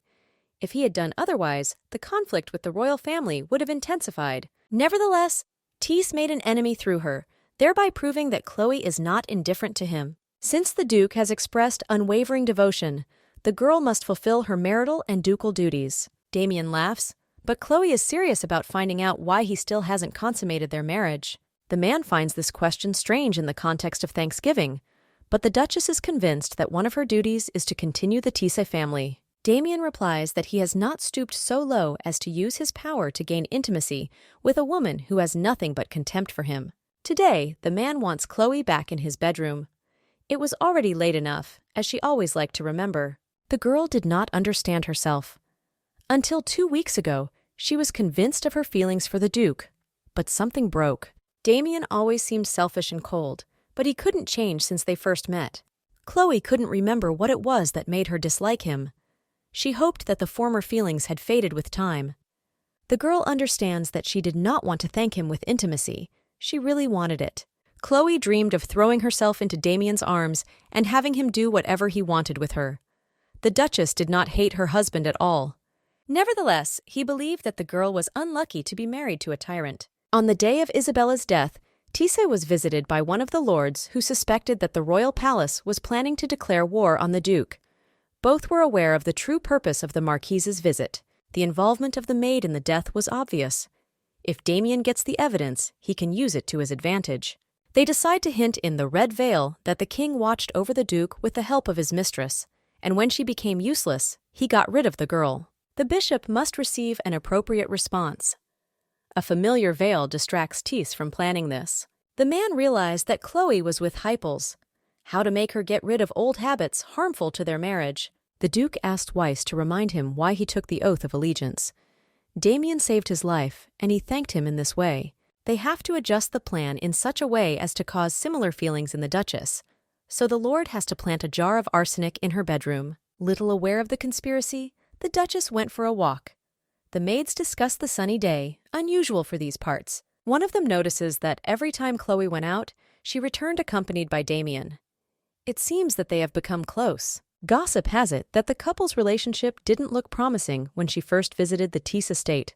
So, the union was cemented on the first wedding night. The women decide that Chloe fell in love with the Duke when he saved her from certain death. It looked quite romantic. The blonde maid believes that the feelings between the owners began long before the incident with the Marquise. Meanwhile, Chloe and Damien were on a picnic. The girl did not understand why her husband was so stubborn. Does she not realize what exactly is inhibiting the fulfillment of marital duties? Disappointed, the Duchess suggests that a couple should not try so often to conceive a child. Tissé doesn't make love for the sake of procreation, but Chloe doesn't want to do something without a specific goal. The man understands this. However, Damien wants to spend more time with his wife. The more they make love, the better. The couple indulges in passion, but they do not remain alone. They are watched by Hypels, who restrains his jealousy. Chloe notices the presence of an outsider and warns the Duke about it. But Damien does not want to be distracted from the process. His desire is for his wife to focus only on him. This is her duty to the Duchess. The girl cannot resist, so she obediently obeys. Later, she will think about what exactly attracts her to Duchess. Perhaps it's well-thought-out planning? He always informs Chloe about his whereabouts, but this has nothing to do with the given quality. Alas, that was the only thing the Duchess could think of. But if Margaret had asked about her husband's vices, she would have had something to say. The maid asks if the lady is melting, looking into Damien's burning eyes. But Chloe sees only a frozen lake in them. Margaret saw the Duke hurry back from the royal palace to see his wife. The Duchess decides that it is not revealing. Maybe he got things done quickly? The maid assures that Tice cannot calmly endure a long separation from Chloe. Such behavior is called love. It turns out that the Duchess is the only one who does not notice this, because she does not believe that Damien is capable of such emotions. It reminds Margaret of something, so she tells the gossip to the lady. A surprised Chloe pours the tea. She does not want to believe what was said. Hippel still decided to leave the Tice estate, despite the fact that the Duke turned a blind eye to the unpleasant incident. The guy has a train in the evening. Chloe doesn't understand why he wants to leave this place, so she has to talk about it urgently. Meanwhile, Damien was in the groom's house, who was quarreling because the subordinate did not leave the estate immediately after the meeting. Hippels did not leave earlier because he intended to make sure that Tice did not harm her, to whom he was very attached. The Duke was enraged by such insolence. It seems that the boy does not understand his place, which forces Damien to apply physical force. The humiliated groom realizes that his intuition did not fail him. When he saw the man for the first time, he immediately felt dislike. The eyes and manner of the thing indicated tyranny. With his words, the subordinate annoys the Duke even more, but he does not have time to do anything due to the unexpected appearance of Chloe, who begged to let the boy go. Damien thinks that the groom wanted to gain pity from the Duchess. Could it be that he wanted to hold one last secret meeting? The girl begs her husband to stop, but asks him to move away. Now he is so angry that he will spare no one. Hippolyta does not like the attitude towards the Duchess. He pushes Damien's knee with all his might. Tice loses his strength for a moment, so the underling falls to the floor. It seems that the guy does not value his life at all. Chloe can't stand it, so she protects Hypels with her body. Damien must spare him, because he defended the girl in court, despite his inability to lie. She is convinced that the subordinate did not spy on the intimate life of the couple, but in a minute she had to make sure of the opposite. The Duke did not think that his wife would defend someone who watched them on a picnic in a birch forest. This time, Hippolyta will not be able to hide behind the mask of devotion to his lady, because his intentions are clear to the Duke. Such guys are always looking for love that brings suffering because they need to idolize someone. The subordinate must admit to himself that the feelings between him and Chloe are unreal because she already belongs to someone else. Damien takes his wife away, leaving Hypels with his own thoughts. Again, the Duke appears in the face of the devil. Back at the manor, Chloe tried to convince her husband that the groom was not worthy of banishment for wrongdoing, but Tice would not even hear the other's name in his presence. The Duchess did not stop, saying that it was thanks to Hippolyta's efforts that they were able to survive the winter. The girl did it as if she was filled with respect for her subordinate. Chloe did not understand how to convince her husband. She needs to think things over, so she asks to be left alone. Why is the Duke acting so smug? Can someone who loves behave like this? An exhausted girl falls on the bed. She considers herself a fool because she expected something from a person who does not know how to truly love. When the Duchess fell asleep, Damien returned to her. He wanted to maintain respect for her, so he left her alone. This time, the girl upset him by choosing the side of another man. Chloe doesn't have to do that to get into trouble. Despite the fact that his wife's behavior has spoiled the mood, Damien kisses her and wishes her a good night. All the while, the Duchess only pretended to be asleep. She heard everything, so she did not understand what happened. A few days later, Chloe learned that her duties included acting as the Duke's assistant. But the subordinate has a strong cough, so Damien does not want to risk his health by keeping him around. The girl did not want her husband naked, so she assured that one day would not affect his appearance in any way. Tice liked flattery, but he wanted to eat, so he asked Chloe to hurry up with the planned procedure. Damien notices that the girl is quite good at shaving his face, but too much talk does not help it. The husband is proud of the fact that there is nothing that his wife could not do, but she is convinced that this time she finally ruined everything. Chloe isn't comfortable being embarrassed, but the Duke doesn't care. He likes to watch how things go wrong for a girl. The Duchess did not understand what they wanted from her. Demian said that he loves when she performs her duties well, but now she denies it. A man's only desire is for his wife to worry about his every action. She should want Tissa's hug, even while making stupid mistakes. Chloe dares to ask what keeps her quiet for a long time. Does Demian love her? The Duchess is ready to forgive him all malicious actions, if they were dictated by love. Demian is surprised by such a conversation, but he does not need forgiveness. Tissa is very sorry that he disappointed the girl. But if Chloe can't love the Duke without it, she wants to hear the answer to her question before explaining exactly what she meant. Damian's wife gently caresses his cheek. From the first meeting, he wanted to possess the girl and hold her in his arms. It turns out that the man has felt something for Chloe for a long time and is ready to talk about it as much as she wants. From now on, everything should be fine in their marriage. The Duchess doesn't mind Damian seeing her in an unsightly way. On the contrary, the thought of it excites him even more. With the arrival of spring, all his efforts to change his wife were washed away by melted water. Chloe felt the same way when she realized the Duke's true feelings. Her frozen heart finally thawed.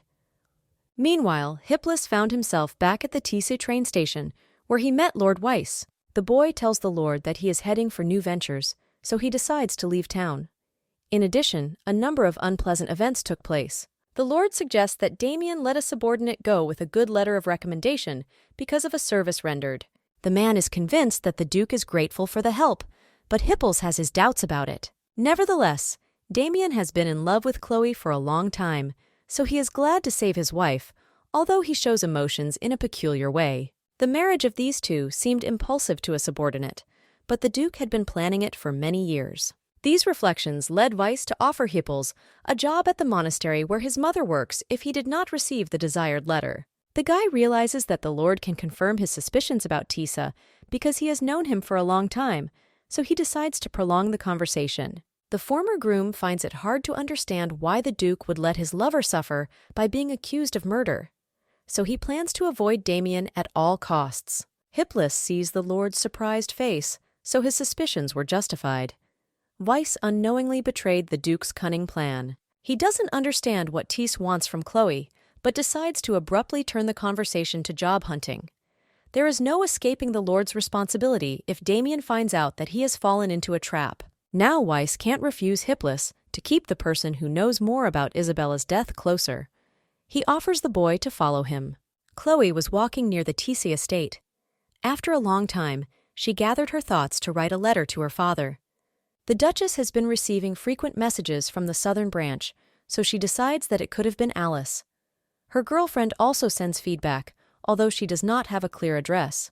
Chloe looked around. With the arrival of spring, she noticed that the Tisse estate was indeed a place of unsurpassed beauty.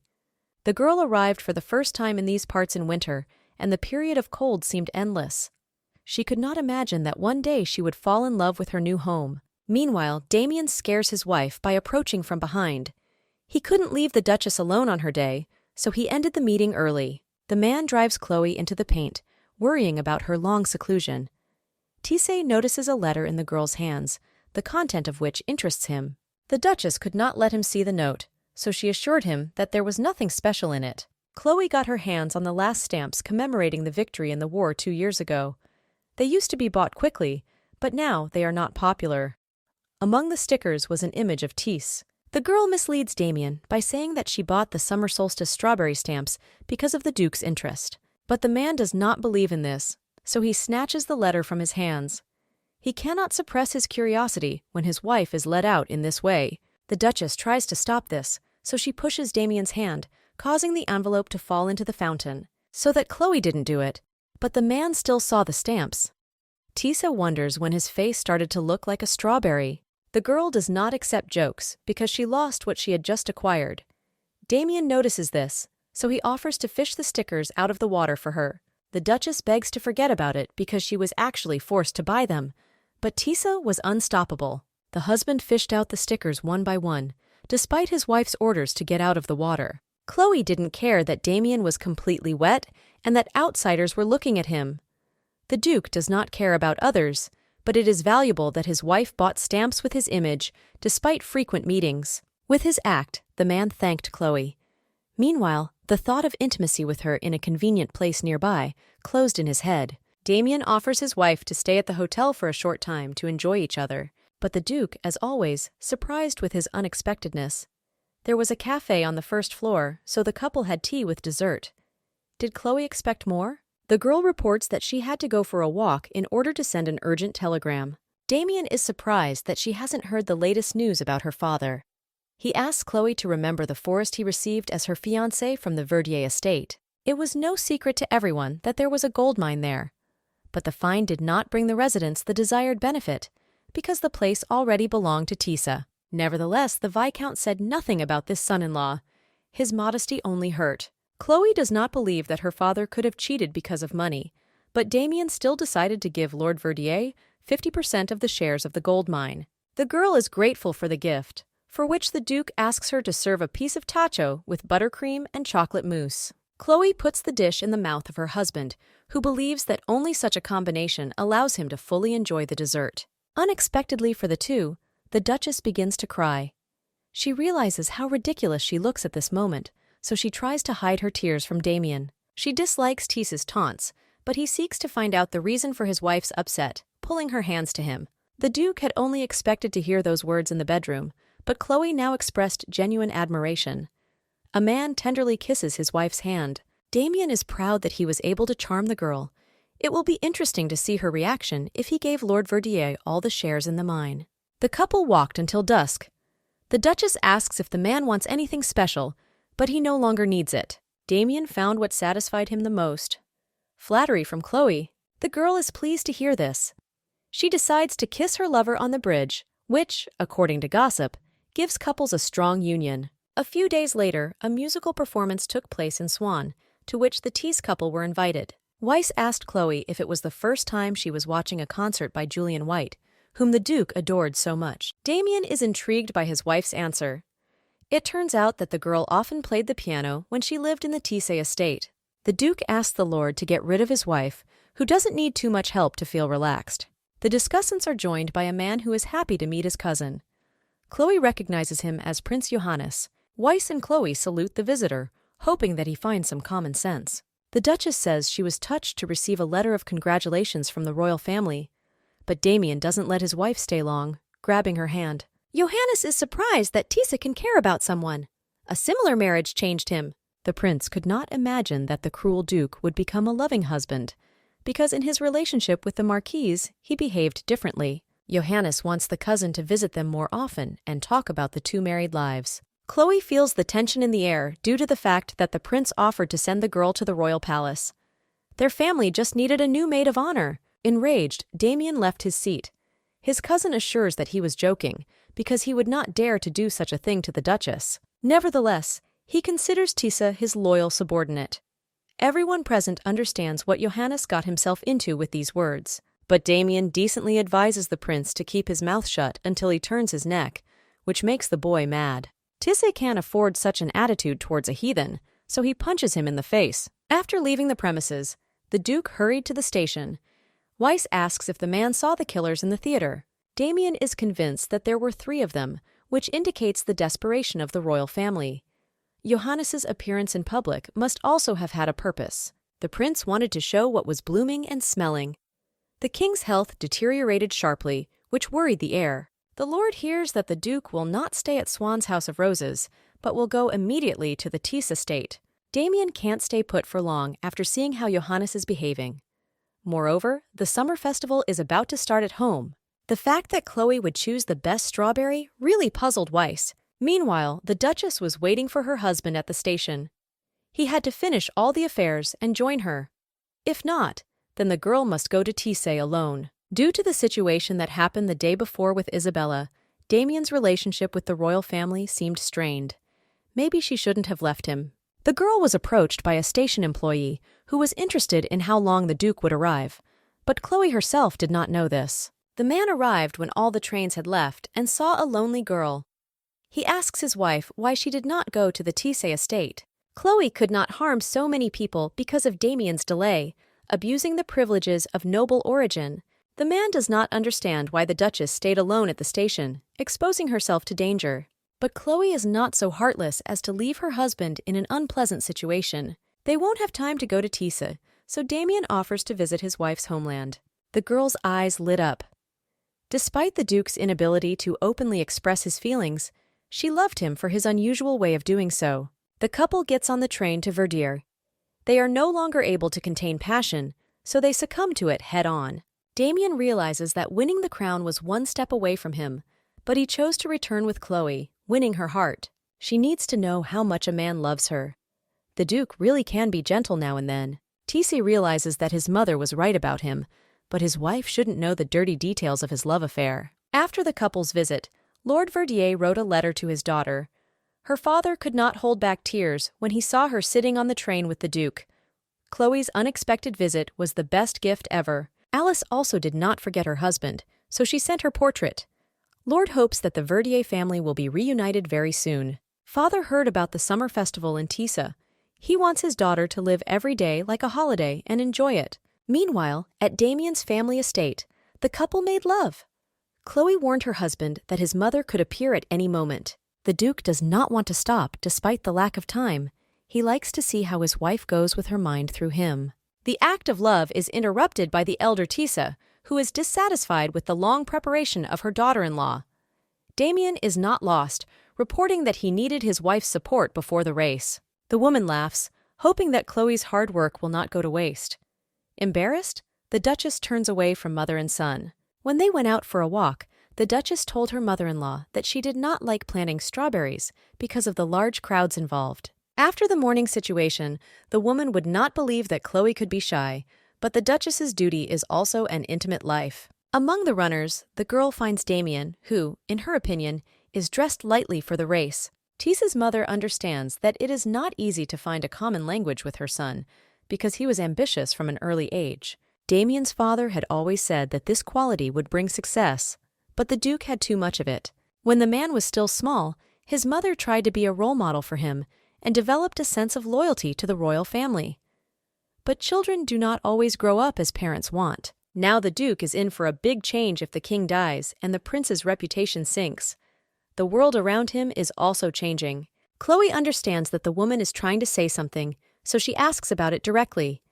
Maybe only a girl can change Damien, but the Duchess does not have time to say this, because the race begins, in which Tisa emerged victorious. His mother had only one request for her daughter-in-law. In no case, Chloe was not to become a weakness of the man. At sunset, the girl had a walk with Damien. The Duke was interested in how his wife spent time with his mother. Chloe did not have a clear answer, so she only said that the woman loves her son very much, so sometimes mistakes are made out of fear. Tise hopes that the Duchess will be understanding towards her ever-friendly mother-in-law. But the girl was more interested in whether her husband had ever felt fear. Damien would never admit it, even if there were seconds left before the bullet hit his forehead. Such an answer was expected. The Duke prefers to die laughing, rather than be remembered as a coward. He wants Chloe to never forget him either. The festival is coming to an end, so it's time to dance.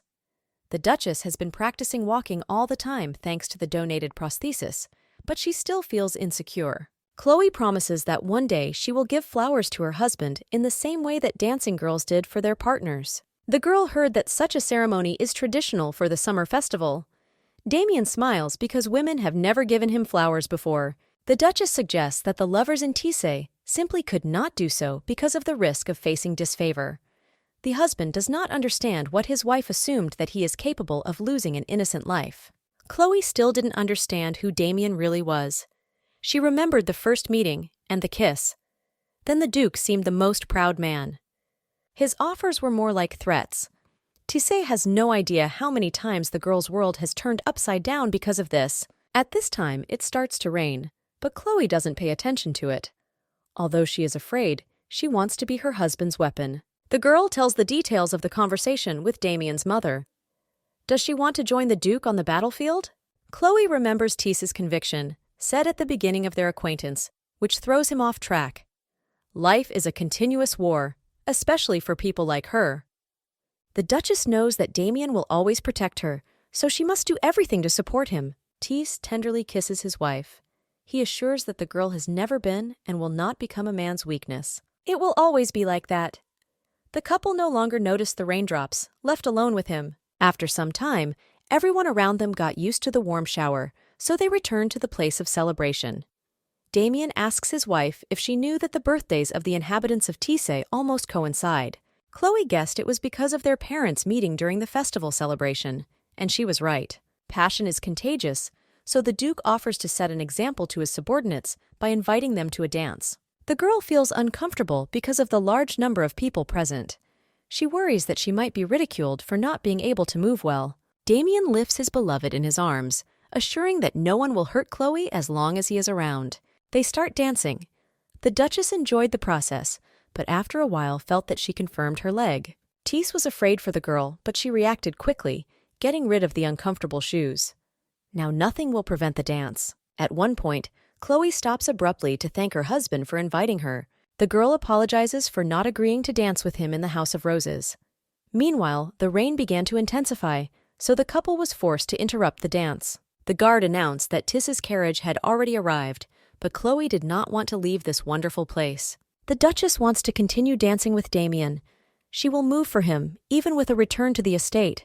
The passion between the lovers only grows, so they make love right in the carriage. At such moments, Chloe realizes how much she loves her husband. Upon arrival at the Tis estate, the lovers do not part and go to bed together. Since then, 3 long months of waiting have passed. The Duchess finally heard of Damien's return. The girl had good news, but her husband preceded her. The king died. This information has been kept under wraps, but will soon be officially announced. Chloe's gift of speech disappears, so the maid speaks for the Duchess. The girl is expecting a child from Damien. Gossip about the death of the ruler spread through the city. No one could believe that he handed over the throne to Johannes, but they were even more worried about Tis's behavior. The inhabitants of the city were aware that the prince was not in his right mind thanks to the red veil. It was anyone's guess as to why the Duke postponed taking the throne until the end of national mourning. Soon, news of Chloe's pregnancy reached the lords. Now everything was falling into place. Damien was responsible not only for himself. Weiss offered to provide protection for his wife, but the Duke did not want to hear an offer from someone who had never been married. Another lord reminds the interlocutor that marrying Chloe was only part of a big plan to seize the throne. Then, Damien even gave the order to get close to Alice in order to compromise her. Weiss also thought that the Duke had deliberately chosen the inconspicuous Verdier family so as not to attract royal attention while keeping an eye on the mines. But this was in no way connected with the fact that Tis had created an image of being loose thanks to Isabella, and also chose a crippled girl as his wife. Another lord recalls that Damien discovered the Verdier gold mines during the war.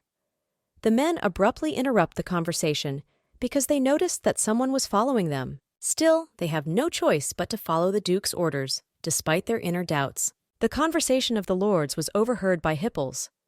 Every time he was more and more frightened by Damien's thoughtfulness and cruelty. Meanwhile, Chloe was preparing for the baby's arrival. The Duchess knitted children's socks of a neutral color because she did not yet know who they were expecting. Margaret is convinced that the Duke will be happy, regardless of the gender of the child, but the girl was not so sure. The day Damien found out she was pregnant, he said it would be their first and last time. Chloe understood that if a girl was born, the Duke would be left without an heir, but that did not worry him much. Margaret asks when to expect Tis's return from Swan, but the wife did not know the answer.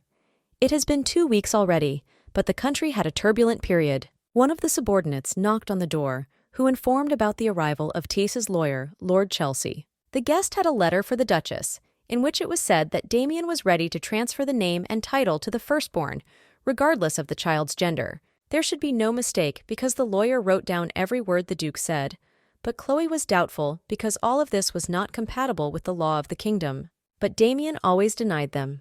The Duchess had to trust her husband because he always kept his word. The girl is moved by the fact that Tisa is ready to go against everyone so that all roads are open to their child. The Lord remembers in time that Damien asked to give his wife another letter along with the necklace. The Duke wanted to warn his wife about their family's move to Swan. He had planned to wait for the baby to be born next spring, but plans changed, so Tis was already expecting Chloe. From then on, the girl's face lit up, which Margaret couldn't help but notice. The Duchess did look more relaxed. Before Lord Chelsea's arrival, she thought Damien didn't want a baby, but she got stronger. The maid wants to go to the Rose estate with the lady. Margaret never left the borders of the Tease house, but she dreamed of being in a theater performance and becoming an actress. Chloe supports the girl. If she wants, she can try to go to Swanna's audition. Margaret remembers the new gossip. Their cook recently saw Hypels in the City of Roses, who was dressed in a monk's robes. The boy said that he works at the monastery, which is under the leadership of Weiss's mother. Chloe understands that the latter is a person close to Damien, and her husband would not give Gippels a new job. The guy wouldn't agree to this dubious deal either. Margaret offers to meet with the former groom at a convenient time upon arrival at Swan. The Duchess wants this, because she still hasn't apologized to him or thanked him. The maid is forced to leave the landlady to take the papers that the butler asked her to deal with to the study. Margaret was also supposed to be there. Chloe offers to take the documents instead of the maid, but she does not want the pregnant woman to overexert herself. In the end, the Duchess takes these duties because she wants to get Damien something. On her way to her husband's office, Chloe pondered his role in Hippolyta's new job. Damien is not one of those who remain in debt for the help provided. The girl's attention is drawn to the portrait of the Duke. If only he knew how much she missed him. Chloe comes closer and realizes not just a beautiful picture, but a secret safe. She did not think that Tease would hide anything from her, but curiosity clouds the mind. The Duchess finds nothing but work papers. But what's the point of hiding them? Among the papers, Chloe finds a map of Verrier, which tells about the discovery of gold mines in those parts. The letter was already 3 years old. At that time, the girl's family was on the verge of bankruptcy. There was talk of concluding an advantageous marriage for Alice to prevent this. The Duchess continues reading further, finding that she was also seen as an advantageous party due to her skillful management of subordinates and knowledge of medicine. Chloe was so shocked that she did not notice how Damien, who had arrived on the last train, entered the office. He saw his wife's face in tears, so he was ready to answer every question that arose. The Duchess was in no position to ask anything, but Tease wanted to hear her interest in what she had read. The girl must know the truth, what it all meant. The man insisted on this, so the first thing that came to Chloe's mind was Isabella's death. Is this also just part of the big plan? Damien replies that it is not only his fault in what happened to the Marquise. It turns out that Tease himself framed his wife for the crime. The Duke has no choice but to justify such behavior with love. He wanted to get Chloe's heart, so he stole it. The girl may hold a grudge against Damien, but they are married. Disputes are an integral part of this difficult process, so the Duchess should not give in to emotions. It turns out that on the first day of their meeting, the man was attracted not by Chloe, but by the shine of gold. Damien used her father mercilessly, who was full of respect for the Duke. The girl cannot believe that her husband, who claimed that his wife was not involved in the murder, himself brought his beloved to court. None of that mattered, because Damien had something else in mind. With dirty machinations, he protected the love between them. The Duchess realizes that Tease also killed the king, who was fed up with his ridiculous son's excuses. Damien was sure that if he had such an heir, he would instantly behead him to prevent the ridicule of his subordinates. Chloe can't stand it and pushes her husband away from her. Her stomach started to hurt badly, and blood was already running down her legs. The Duchess loses her strength, so she falls to the floor. Damien realizes that due to the stress he has caused, she may lose the child. A doctor came to Chloe's room, who made sure that they managed to keep the pregnancy, but all the same advised the girl to rest for a while. The Duchess hopes that Damien will have some urgent business to return to Swan, but the husband could not leave his sick wife. After what happened the day before, Chloe couldn't see Tisa. The girl asks him to leave to prevent a miscarriage. The Duke was in no hurry to leave his beloved alone.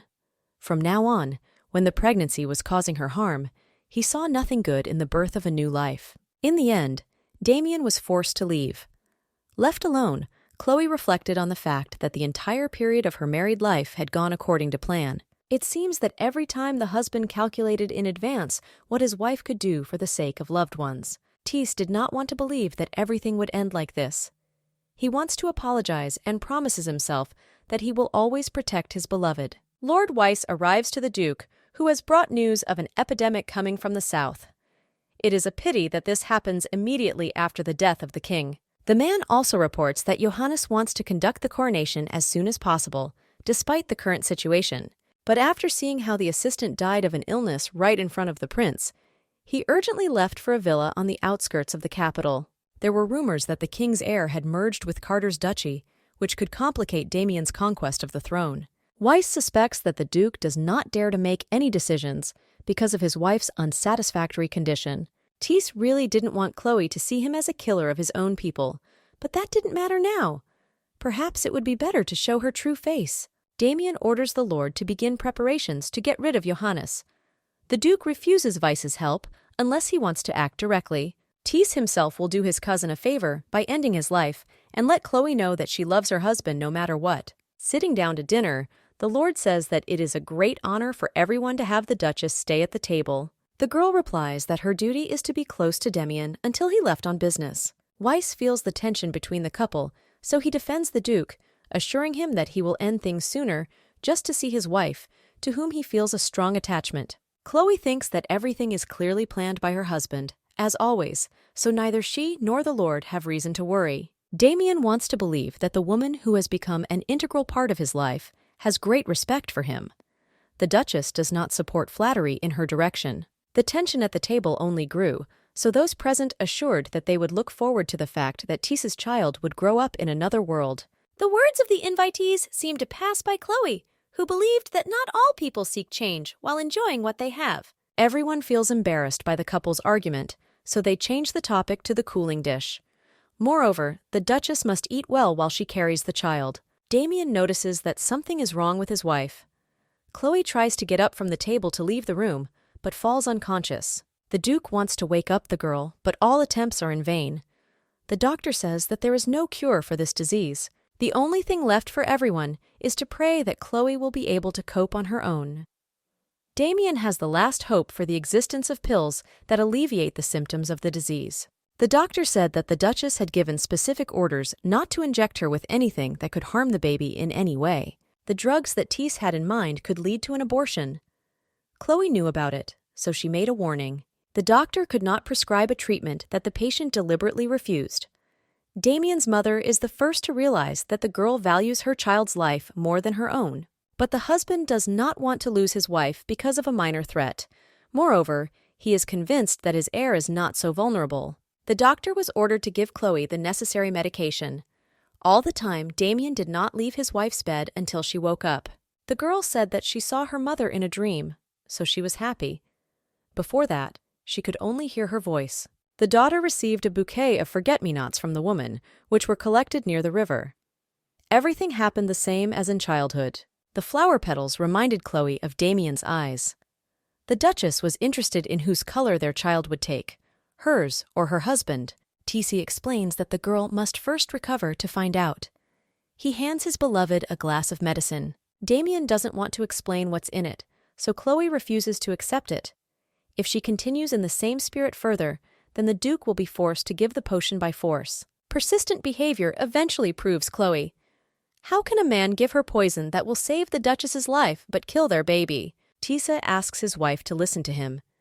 They could not be convinced of the death of the fetus because there were cases when it was possible to save the lives of two. Because of this, the Duchess had to take medicine so that the child would have a chance to be born. Chloe had to trust her husband. Damien has never faced rejection, and this time will be no exception. He will take away all the pain of his wife to make her happy. There was nothing left but to pour the mixture into Tice's mouth himself and give it to his wife through a kiss. Damien's mother was also worried about her daughter-in-law. Margaret informs her that Chloe sat down to embroider immediately after waking up. Probably, in this way, the Duchess was distracted from what was happening to her, although she kept a calm face. The mother-in-law understood that this was just a mask under which the girl hid all the pain of losing her child. The woman prayed that her son and his wife would be given another chance to get an heir. Winter came, and Chloe could watch her only through the window. The girl was very cold, so Damien tried to wrap her in warmth. He wanted them to go to Swan together as soon as the Duchess came to herself, but she had other plans. Losing her child broke her. Perhaps Tice will forever remain cold in memory, because Chloe came to the city in winter and will leave at the same time. Damien understands that this period left an unforgettable impression, despite the fact that the girl spent all 4 seasons in these parts. Every winter seemed endless to Chloe, but the Duke tried to convince her that in the Swan she would have a warm climate that would lift her spirits. The girl has already decided everything, even if she will go with her husband. The couple must immediately file for divorce. Damiana is shocked by his wife's decision. Chloe remembered his words that their couple would have only 1 child because the Duke did not want more. Since the husband will no longer have an heir, the most correct thing would be to end the marriage. The girl did not want to bear the name Tis anymore because Demian pushed her to the abyss. She will never be able to forgive him for endangering their unborn child. Chloe regrets that she took those drugs during her illness. Why didn't the Duke let her die then? The girl's child was the only piece of truth in a world that had become full of lies for her. Damian again explains his actions that he wanted to save their lives. Chloe can't just leave her husband after all he's done to get her. The Duke scares his wife, but it was in this way that he showed his love for her, despite the fact that the girl did not dream of such a fate. Damian refused to believe it. Does she mean that all Chloe's thoughts and feelings were not directed at her husband at that moment? The girl really loved Tis until all his skeletons fell out of the closet that fateful night. But Damian assures that if those documents were of any importance, he would definitely burn them. The husband understands that he should not have left his wife alone. Herzog once again confesses his love and tries to kiss Chloe. There should be no divorce in their lives. The girl understood that the reason for all her misfortunes was her love for Damian, so she regretted that she once allowed herself to make such a mistake. The man sits the Duchess on the couch. No woman but her would have forced him to his knees, but Chloe did. Meanwhile, she held back a moan mixed with crying. Once a girl told Damian that she could not love without forgiveness. But what to do when you can't let go of a grudge against someone for whom you already feel strong emotions? Chloe could not hold either love or hate in her heart. She decides that the best solution would be to give in to her husband, but they are interrupted by the news of an uprising by the people of Svana. Damian must urgently go to the kingdom, because for this it was added that the place of the position of Johannes is unknown. The Duke orders the Lord to stay by his wife's side and protect her, but Chloe is against it. She wants to go to Swana with her husband, so that she won't be alone with the chaos. But Damian thinks that the future queen should not appear in public with divorce papers. The Duke orders his subordinates to keep Chloe out of the estate until he returns, further upsetting her. Sometime after Damian's departure, the city was already filled with gossip that the Duke stopped the rebellion only by driving to Swan. Considering that the whereabouts of Johannes were still unknown, Tisa had every chance to get the throne. It was the best solution for the city because the man kept in touch with everyone. He also married a girl of noble origin. The gossipers hoped that Damian was the one who could change the rotten system. Those around her envied Chloe because she was soon to become the queen. Probably, the girl did something incredible in the past that she was so lucky. Meanwhile, the Duchess went for a walk with Margaret because she was already tired of sitting in 4 walls. Chloe thanks the maid for the offer to go to the forest. The subordinates' efforts are very noticeable, so the girl wants to thank her. Tisa's wife is convinced that Margaret should try to lead her dream and become an actress, despite her shyness. The Duchess promises that she will support the girl when she goes on stage for the first time. The sincere words moved Margaret very much, but she had something else to say to her mistress. Chloe had a visitor who was supposed to cheer her up. The Duchess turns and sees Hypels in front of her, who looks like a wealthy priest. The guy thinks that the robe does not suit him at all, but Chloe thinks otherwise. The girl already knew how the guest was doing thanks to Margaret. She prematurely lies that she's fine too, but the guy has another question. Hypels wants to hear Chloe's opinion on why he helped Alice escape. The girl assumes that the sister begged in tears for salvation, but in fact the girl just wanted to be happy. Chloe sees the real Alice in this behavior. Meanwhile, Hypels offers to do to the Duchess the same way her sister once did. The guy could not keep the hidden information to himself because he saw how unhappy his lady was. The subordinate reports that Damian got close to the girl in order to achieve his own goal while using the dirtiest methods. But this secret was already known to Chloe for a long time. The Duchess admits that she hated the man very much, but never felt animosity towards his child, so she was close to Damian. The baby was to be named Tisa. Chloe considers herself vain, although she wanted only the best for the heir. Unfortunately, it didn't matter now. Hypels cannot hear about the girl's suffering, so he once again offers to save her from the endless winter. The boy wants them to escape. despite his imminent death if the Duke finds out. He realizes that it is not appropriate for a person of low birth to feel similar feelings, but he cannot watch Chloe wither. Hippeless feels himself gradually wither away. The Duchess approaches the boy to wipe the tears from his face. The girl is quite grateful that someone is willing to risk her life to save her. She will never forget the day when a subordinate confessed his love to her. After saying this, Chloe saw that Hippeless was freezing, so she plans to make some tea. A subordinate stops her. Will he never be worthy of his beloved? The boy did not understand that if the Duchess relied on his kindness now, she would be tormented by guilt for the rest of her life. She will only bring suffering to Hippeless, who is not used to forcefully keeping people close to him, the kind of guy who will try to save someone's world, not destroy it. A subordinate cannot disagree with a truthful remark. In this case, Chloe must promise him that she will be happy, but he himself must keep in mind that whatever choice the girl makes, he must consider it conscious. As Hippeless headed for the exit, the Duchess promised that he would find happiness eventually. Only the truth was that everything was over for Tissa's marriage. The girl had enough time in Damien's absence to think things over. Chloe came to the realization of her childish stubbornness, which clouded the mind. Meanwhile, the Duke was waiting for the train. He recognizes a woman in the crowd who was almost knocked off her feet. It was Eliza. Damien hopes that things have gone up for the maid, but he had to finish reading the letter from his wife. Chloe continued to write. Although her concern for what might endanger her husband's affairs was in vain, she decided it was better to take up the pen. The Duchess hoped that Damien would quickly resolve all matters and allow the girl to see him in Swan.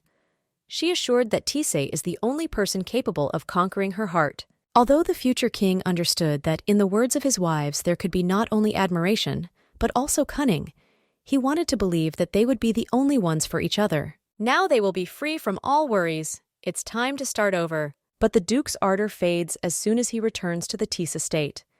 Everything around is engulfed in fire, and subordinates are trying to prevent the fire from spreading further. One of the maids, barely holding back tears, approaches Damien to report Chloe's presence inside the house. After that, the man did not hear anyone trying to stop him. The Duke sought to save his wife, despite the danger. Tisse finds a charred body inside the estate. Most of all, he wanted to see his wife joyfully welcome, but this period of their marriage is over. Fortunately for all residents, a downpour begins to extinguish the fire. Chloe's plan fails because Damien realizes that he has a mannequin in front of him. His mother enters the estate, who mistakenly decides that her daughter-in-law has died. She arranged everything to leave her husband. Damien cannot bear the pain and humiliation, so he goes mad for a moment. How can Chloe take her heart, which has long belonged to a man? Having calmed down, the Duke returned to his chambers. He understands that he will not allow his wife to escape, even if it is the depths of hell. Damien's mother bothers her son to report the deterioration of Lord Verdier's health. The man was now under the supervision of doctors. It seems that all the inhabitants of the Tisse estate are convinced that Chloe is dead. The elder Duchess offers to bury her daughter-in-law in her homeland in honor of her love for her. Damien disagrees. His wife was to become queen, so she must stay in the royal palace forever. Chloe's funeral is scheduled to take place 2 weeks after the Duke's coronation, so he must return to the Swan. As soon as the mother finishes her affairs in Tissa, she should join her son. Damien leaves the woman, who is looking intently at the portrait of the couple.